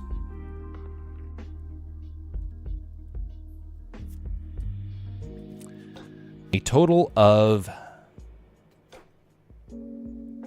100 plus people have opened up that story. How many of those are bots? I think the number of people who have actually opened the story is probably 10.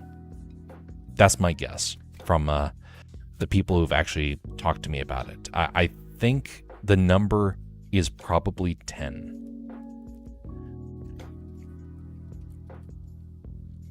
So go up to someone and say, hey, you got a story idea, and it's going to take 2-3 years at minimum to write. Who's going to bang down the door for that? No one. Oh, sure, maybe a company that wants to take the rights, but no one's going to actually want the actual story. And, that was a moment where it was kind of humiliating to learn that was how the industry functions. I've heard about people trying to get their books published.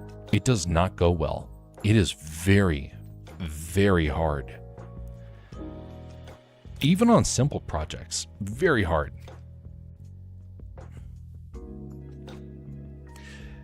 And especially the people that let it go to their heads. The people are like, oh, well, now I'm like a big time writer. Oh, I should go on book tours. If you're going on book tours, chances are it's because you're trying to get the book noticed, not because it's a success. People ask you to show up somewhere if it's being successful. If you are going out there yourself, something went wrong. I think that's important to remember, especially for aspiring authors. I got a very rude awakening to that once, and I got a little bit of a humiliation early on in life, and it stuck with me. And I didn't quite know if that was like standard or not. And I found out later on, no, this is actually kind of standard. And I was just experiencing it as a teen. I was so discouraged and just was like, well, that's it. Never going to happen at this point.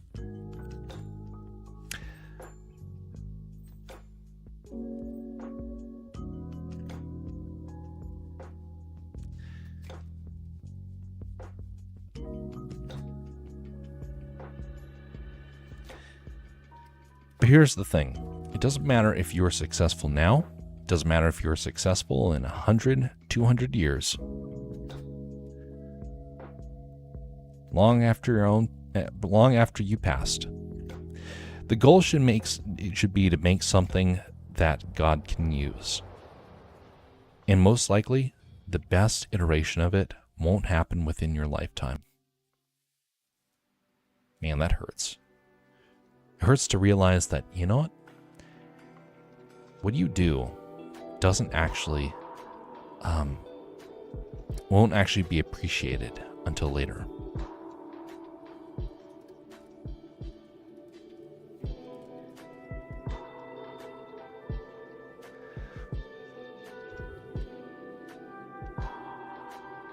So will you allow something like that to then prevent you from moving forward? Are you going to just say, well, it will never happen the way that I want. I'm just going to take my cards and leave. I don't think that's necessarily a good idea.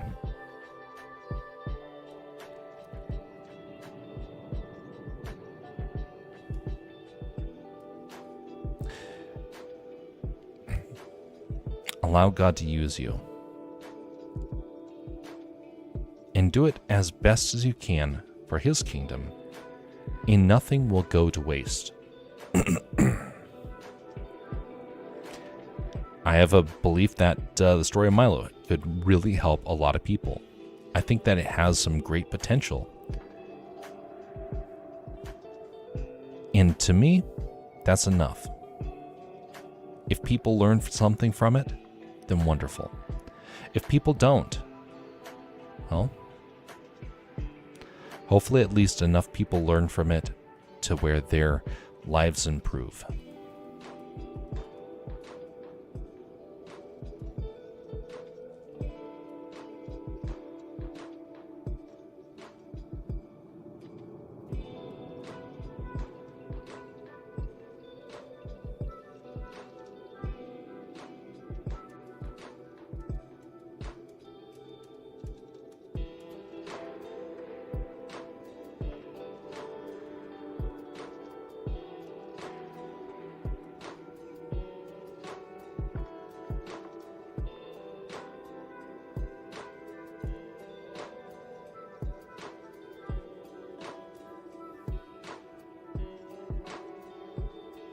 If I could, I would tell the stories that I want and be the sole artist behind them, because there's some that I'm like, I have a vision of what I want it to be, and I don't know any other way to do it but by myself. You're not going to get very far if you have that mentality. I know that.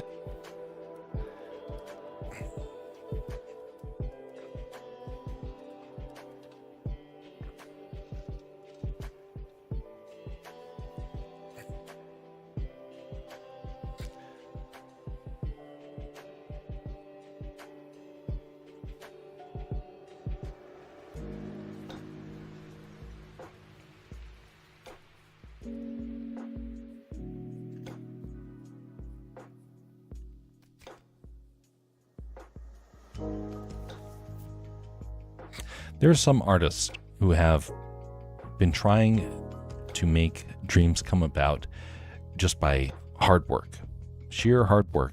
And many times it doesn't actually work out. They waste a fortune trying to pursue their dreams. And then their dreams are always just a little too elusive. They're just outside of their grasp. So then they spend their entire life chasing it.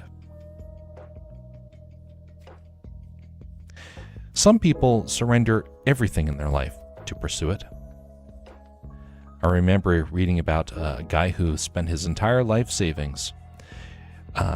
His marriage fell apart. His kids basically abandoned him. All so he could try and find gems.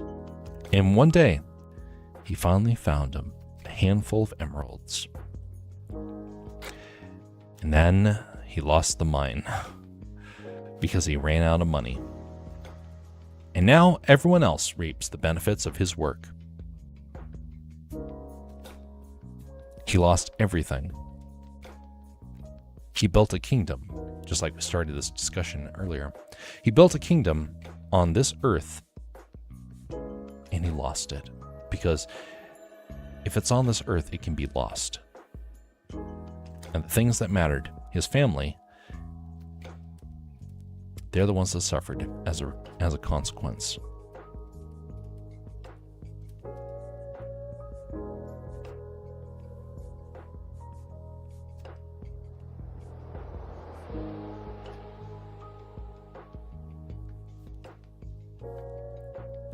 We should say, culturally, follow your dreams at your own risk.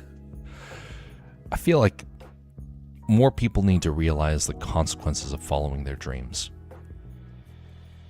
Oh, sure, you may have a dream that is like gives you hope and encouragement. You may also have a dream that gives you anxiety, depression, grief. Those are the dreams I've had. The dreams that you start to think, well, I'll never get to achieve them. And then you become discouraged. And then it eats at you. And you're like, well, what am I doing? You know, I don't know if God wants me to find success with any of these projects. Any of these projects could disappear, and I will have no say in it.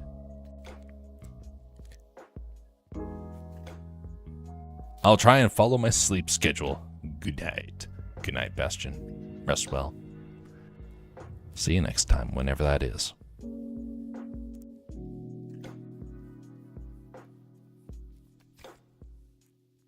Well, I found with pursuing those dreams, sometimes you are left with a sense of hope and enthusiasm, and other times it becomes discouragement. So thus raises the question,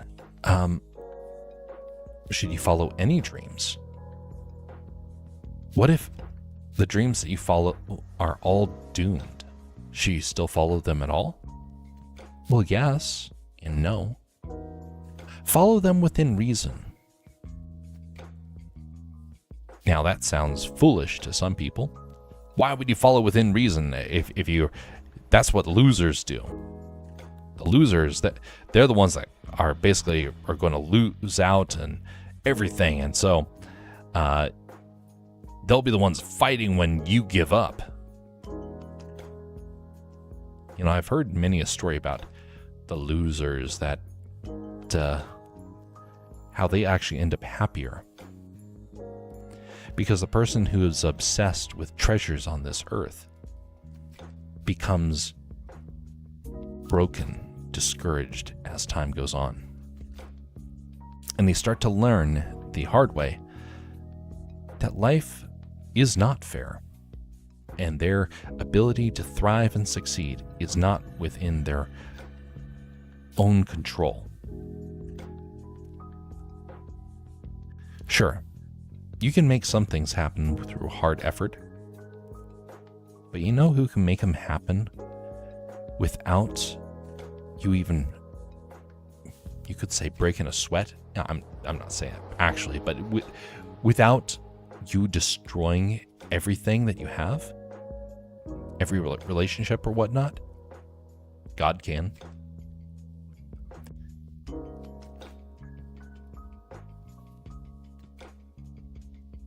God can make the person who seems like they're completely awash, He can turn them around and make them into a success story.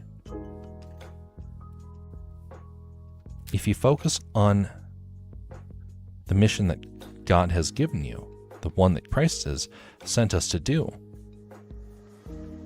we'll find fulfillment. In those dreams that we have, that we think are failing or worthless at times, He can still salvage them. It's possible. not guaranteed to happen, but you know what? He cares more about the...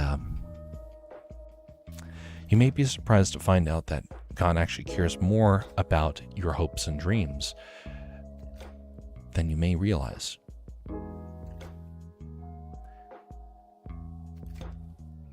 That one's a hard one to try and learn. And that's one I'm still trying to learn. It's one I've been observing in the lives of others, people that think that they're on top. I remember this one area in the biography of Walt Disney, which, by the way, if there was one person I could have met, it would have been Walt Disney. In a big part because the stories that he created have been so inspiring to me. But that being said, he was not a perfect man. No one is. But there was a couple of things that really started to cause problems for him. There was one moment where I remember reading about how, now, of course, this is the author writing this, so I don't know how accurate this is, and the older I get, the more I'm starting to realize just because it's written down doesn't mean that it's true. It could mean someone's perception. Someone wrote that Walt Disney had the park had just opened. It had been a success. Walt Disney World was a success, and he's clutching the map of the park. And it's as if every dream had just come into a reality. He would pass shortly after. The thing he had made, the culmination of all his life work, would then be passed on to someone else to have the benefits. He built a kingdom on earth for himself and his artists. And he didn't even get to enjoy it even half as much as I'm sure he would have preferred. I honestly wish he had lived longer. I think he could have done some amazing things. But you know, God has still done amazing things through his company. Now, there's been terrible things that have happened, yes. But you know, I think his legacy outlived him in that sense. Would you rather be the person who went through life getting everything you wanted, but then your legacy dies with you? Or would you rather be someone whose legacy persists after you? Well, anyway, Walt Disney was clutching this map to his chest as he was falling asleep, happy that everything had panned out.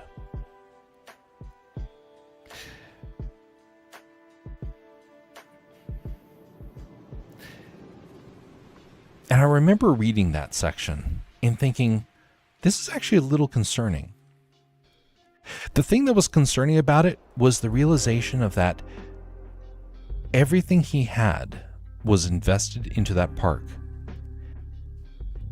And while it was successful, it failed at one very important thing.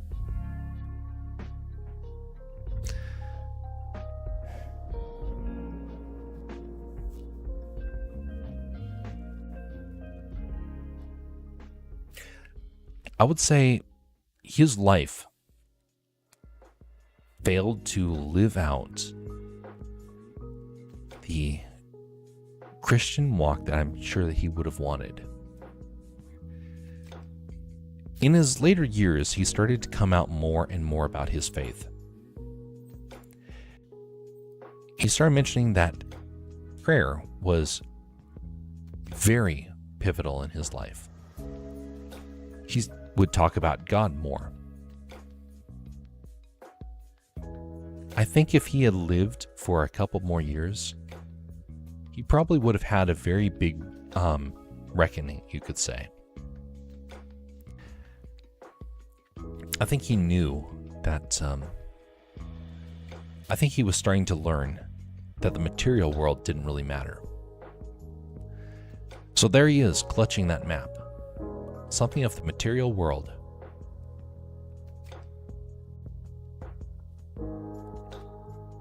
If I had been in his position, I would have done something a little differently. I would have taken that map, placed it on a table, and prayed that God would bless it for his purposes.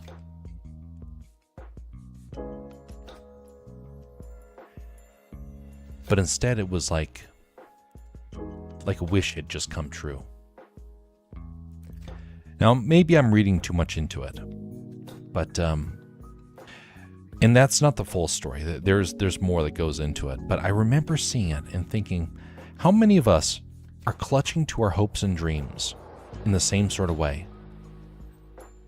If only I work harder, if only I stayed up a few more hours working late into the night to make these dreams happen, maybe then I'd be happy. Maybe then I'd feel like I'd conquered something.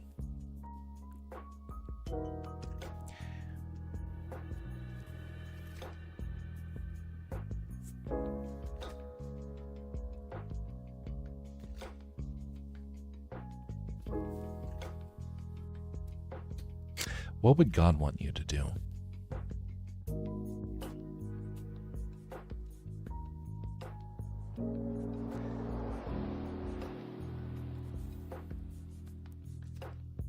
And realize that your life is short.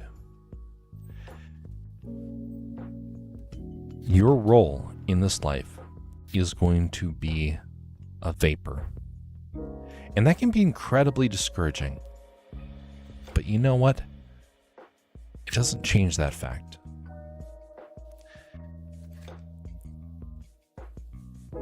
And I think the most important thing to do is to say, you know what? Yes, my life is short. Father, how do I live as a fulfilling of a life as I can for your services? That might be a worthwhile investment, worthwhile prayer. Instead of saying, please let my dreams come to pass, instead say, how can my dreams help your kingdom? And if they don't, help me to understand how I can change my perspective.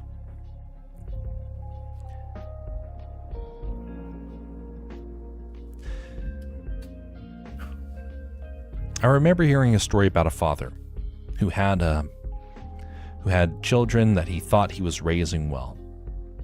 He thought he was investing good time into them, just like the comparison earlier that I was given. He thought he was doing a good job.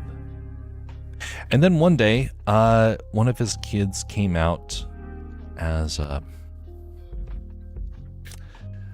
something he does that he could not abide by. We'll just put it that way.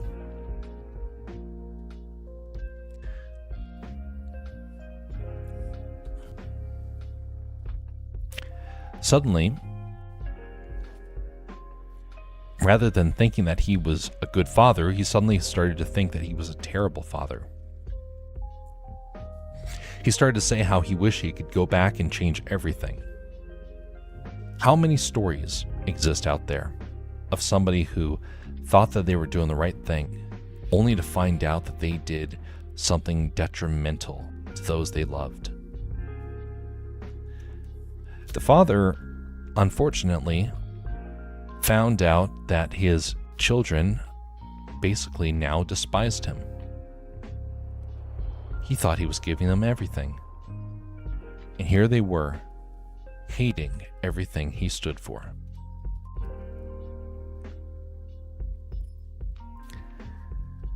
Where is your investment going? What sort of world are you leaving behind? What sort of values are you instilling into others? Because one day, a reckoning will be made of all you have done. It could be that within your lifetime you will get to see it.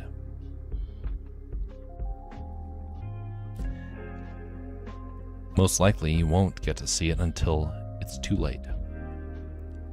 I'm beginning to think more and more as I get older that we are given the ability to see the consequences of our actions.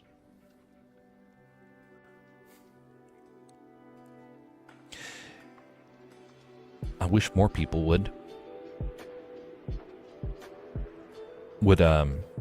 understand these things. I wish that more people could see these things prior to them transpiring, but that's not really possible, unfortunately. But I do think that we will get to see, for the majority of us, we will get to see some consequence, and we'll have the opportunity to try and pass on to others our warning. Then it will be upon them to try and heed that warning or to ignore it. But then to also remember, there are many people who gave us warnings and we ignored them. Many people who gave us advice and we ignored it.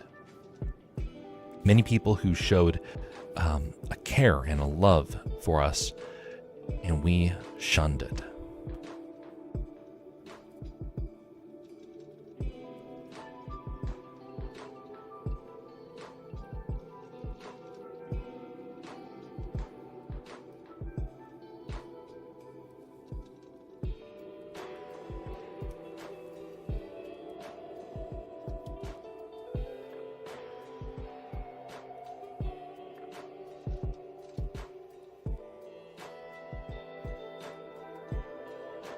Legacy. Sometimes we are going to come to a point where we look back and say, you know, we don't have a legacy anymore. The legacy's gone. I think a couple of people right now are coming to terms with this. I am observing in our culture a lot of people that are having a reckoning right now. In particular, government servants. I think a lot of people are starting to realize that the legacy they thought they were leaving never was actually happening. The people that are trying to fight corruption, finding out that they were actually very ineffective. I think right now our culture is having a very tough time coming to terms with this.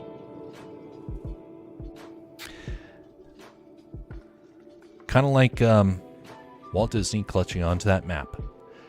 There are some people who have been clutching desperately to the Constitution, almost as if it was the Bible.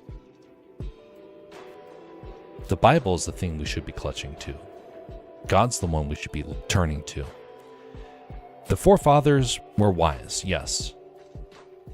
They were not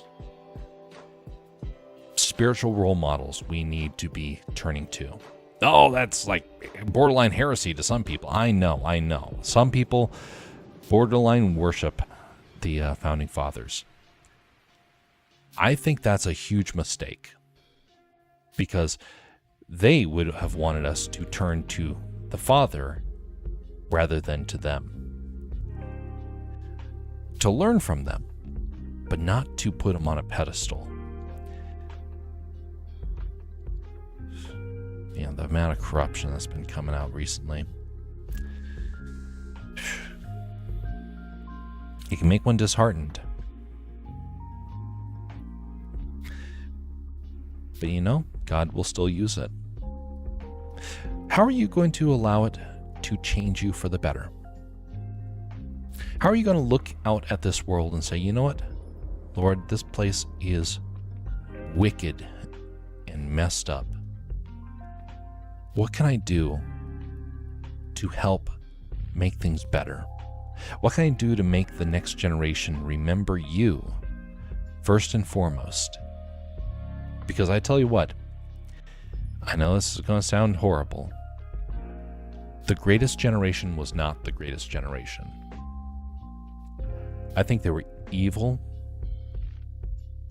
bitter people who were focused very much on the desires of this world and made horrible, horrible decisions that led to the boomers and led to the problems that we are facing now. People like to blame the boomers right now for a lot of our problems in our culture. Have we stopped to ask the question, who taught them? Have we stopped to ask ourselves the question, are we putting people and human ideals on a pedestal rather than God and His Word? I think these things are connected. I used to not think that. I used to think that was borderline heresy because other people were telling me that was the case. I no longer think that. I think we have become so lost as a culture, so wicked as a culture, that we are clinging to anything that gives us a sense of hope rather than turning to the one thing that can give us hope.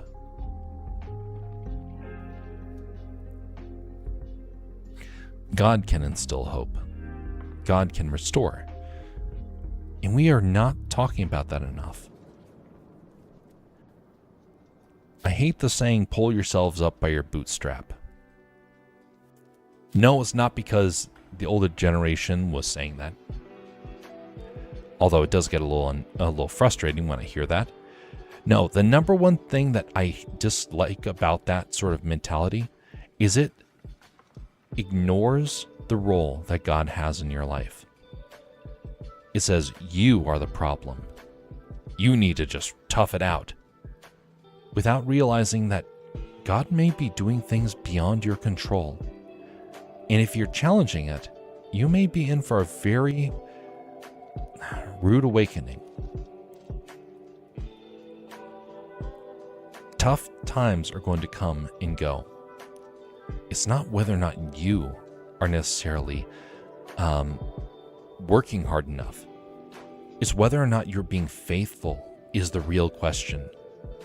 So rather than have people come up and say, pull yourself up by your bootstrap, you know what I'd rather hear them say? Are you trying to live life by your own power or through God's power?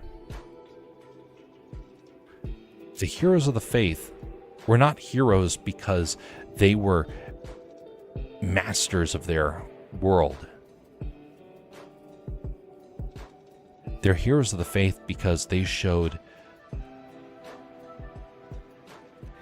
the wisdom to turn to the only being that can actually make things better. That would be God. We are meant to call upon Him. We are human beings placed on this earth to call upon our Creator.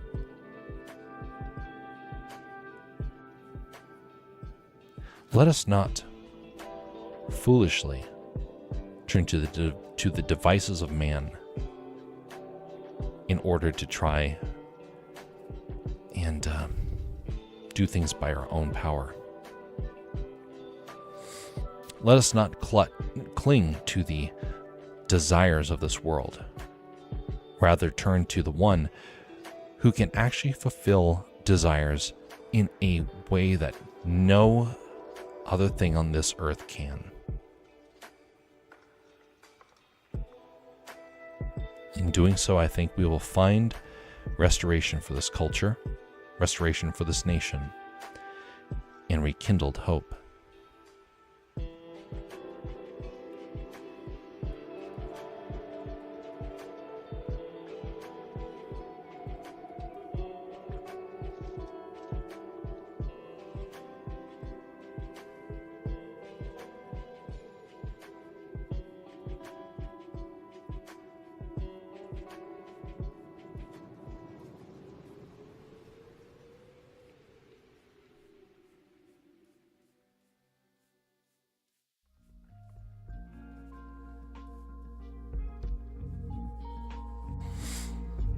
sometimes I wonder if these ramblings ever make sense. Like, in my mind, they're making sense, but because I'm rambling, sometimes they flow together well, sometimes they don't. I wonder how many people actually come away with something worthwhile. Maybe I need to listen to these ramblings every now and again, see if they're still making sense. See if I'm off my rocker with them. I might be misspeaking. I wouldn't even know it. That's what happens when you ramble. Sometimes you say something, inspiring, and sometimes you say things that are absolutely ridiculous.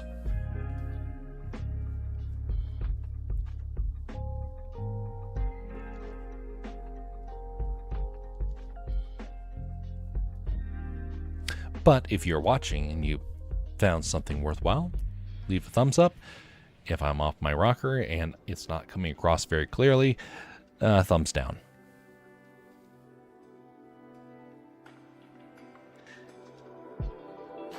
If you disagree with some of my analysis, feel free to post a comment on that. I'll try and address it in future videos. I don't think we've had a comment for a long time, so it's not like I'm expecting there'll be a plethora of comments, but just in case there's questions or concerns or other ideas, then I'll try and address them.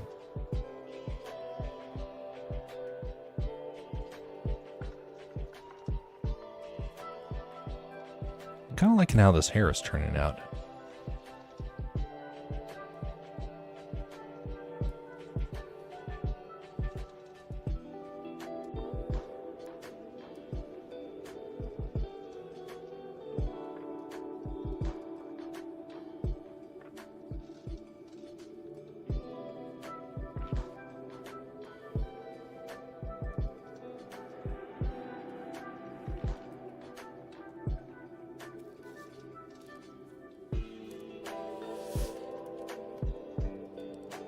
Put way too much detail into this one right here, and I'm going to be destroying it later on when I actually add more fire effects to it.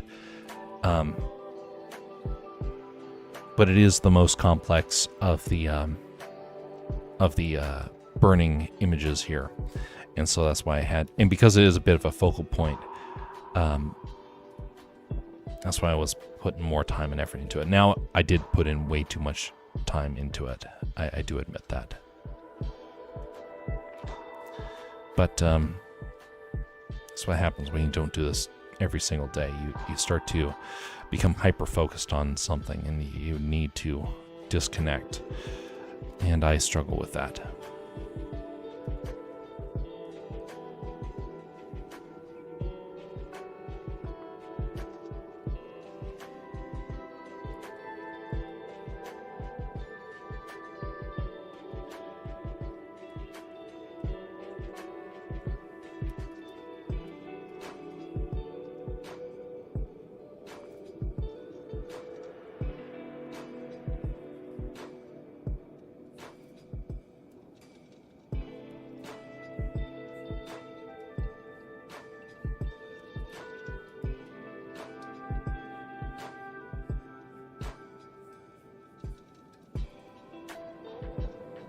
Well, we've gone to the 2-hour marker. Probably need to wrap things up. I noticed that the streams don't really do so well in the late night for YouTube and Rumble. They used to do really well for Twitch, but since we're no longer on Twitch, I've noticed that our late evening streams don't have nearly the audience that it used to. That's something I need to deal with. But the goal is to get this thing done anyway, so it's not like I need an audience for it. I need to fulfill my commission, and anyway. That's like half the quality that I wanted it to be. But now I have to add the fire effect, and so thus this will be fine moving forward. Let me just refine this area right here. This is going to be a relatively simple part, and then we'll wrap this stream up. We'll have completed the centerpiece.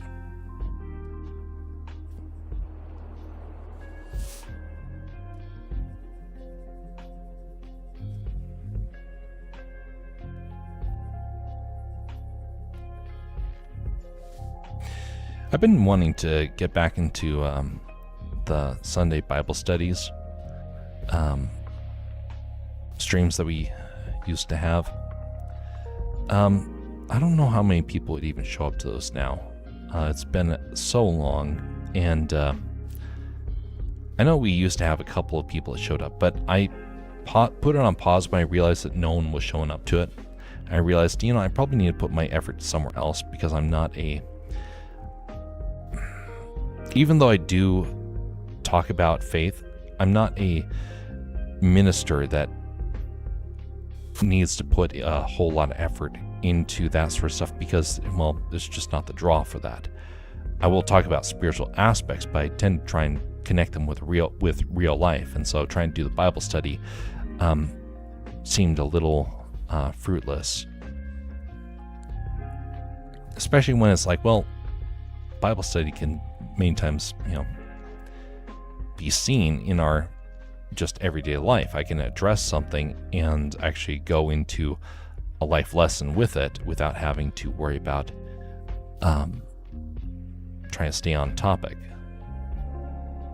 Those are the reasons why it never actually continued, but I would like to do something like that again. Or maybe that's the point. Maybe it came to an end for that reason. Maybe it was there for a time for just the people that needed to hear it. I did make a couple of ones that I actually really enjoyed. One of those was about Jonah. I've been wanting to speak about that one for a long time. I finally got to do it in a three-part series there. And it came across mostly from what I wanted it to. I don't know how many people actually came away with any sort of great understanding about Jonah, but at least some people did hear it.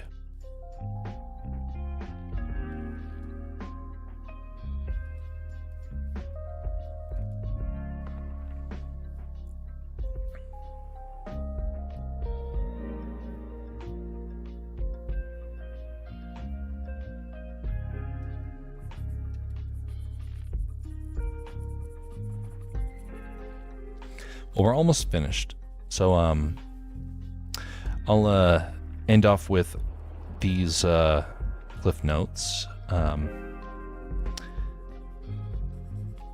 We're going to be spending some time over on Dadman's stream for his New Year festivities. I don't know what time slot that will be, but I'll try and dedicate some time to it. I'm going to be with relatives for a good portion of New Year's, but I can get away for a short time to be able to interact a little bit. I won't be able to do it around New Year's because, I do have obligations, but I should be able to get away for a few minutes at one point.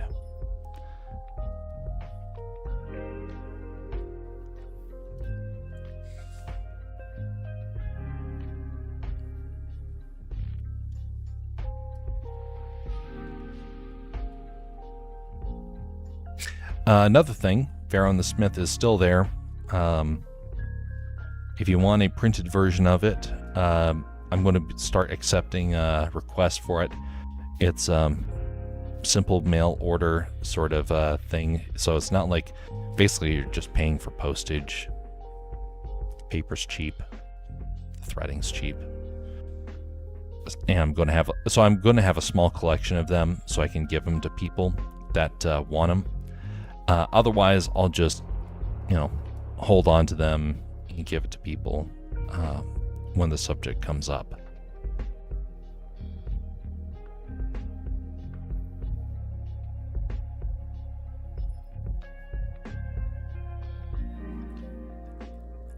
But if you're a part of if you know the story already and you're like, I want to have that as a printed version, then we'll try and get one to you. I'll try and get one to you.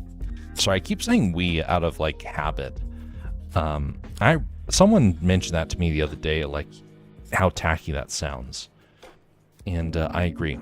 It does sound a little tacky. It sounds like I'm trying to make this bigger than it really is. I'm a one-man army. And it's not a company. It's not like a grand sort of team of folks trying to make this happen. Not yet. And so until it's multiple people, again, then it's kind of pointless to try and say we. So, but it sounds better than me saying I say or me say. It kind of, it was done with a sense of not wanting to sound boastful, and then I found out I actually kind of did kind of the opposite, so my apologies for that. I'm still trying to break myself up saying that. I still don't want to say I. Instead, I just want to say, hey, if you want this, then it's there. So, something I'm trying to work on.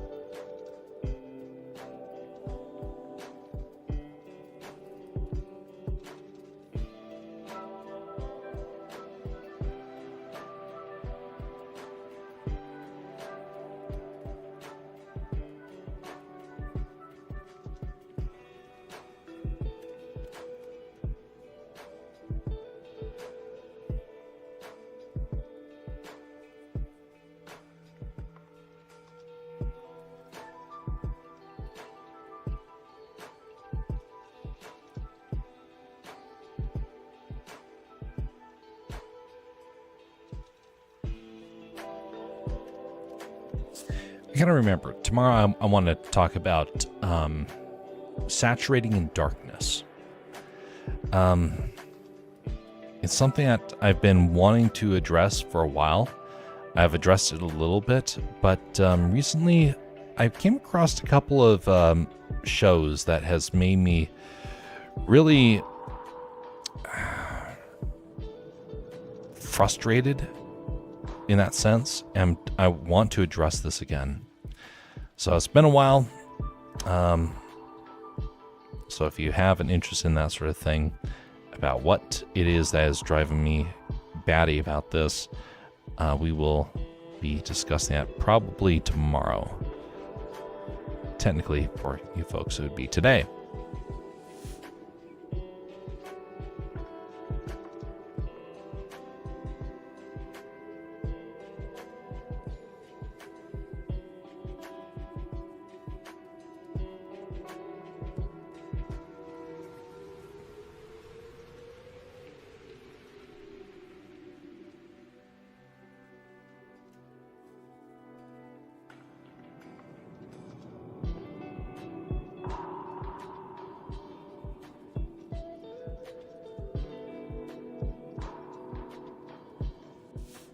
Okay, so that area has been done, and I think that is ready for the flame effects, which I don't know yet how I'm going to pull off.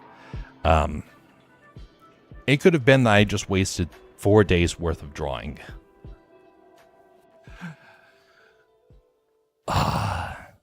Next time we'll be focusing on getting the style down, because that's going to come into I need to start the dial on that. Anyway,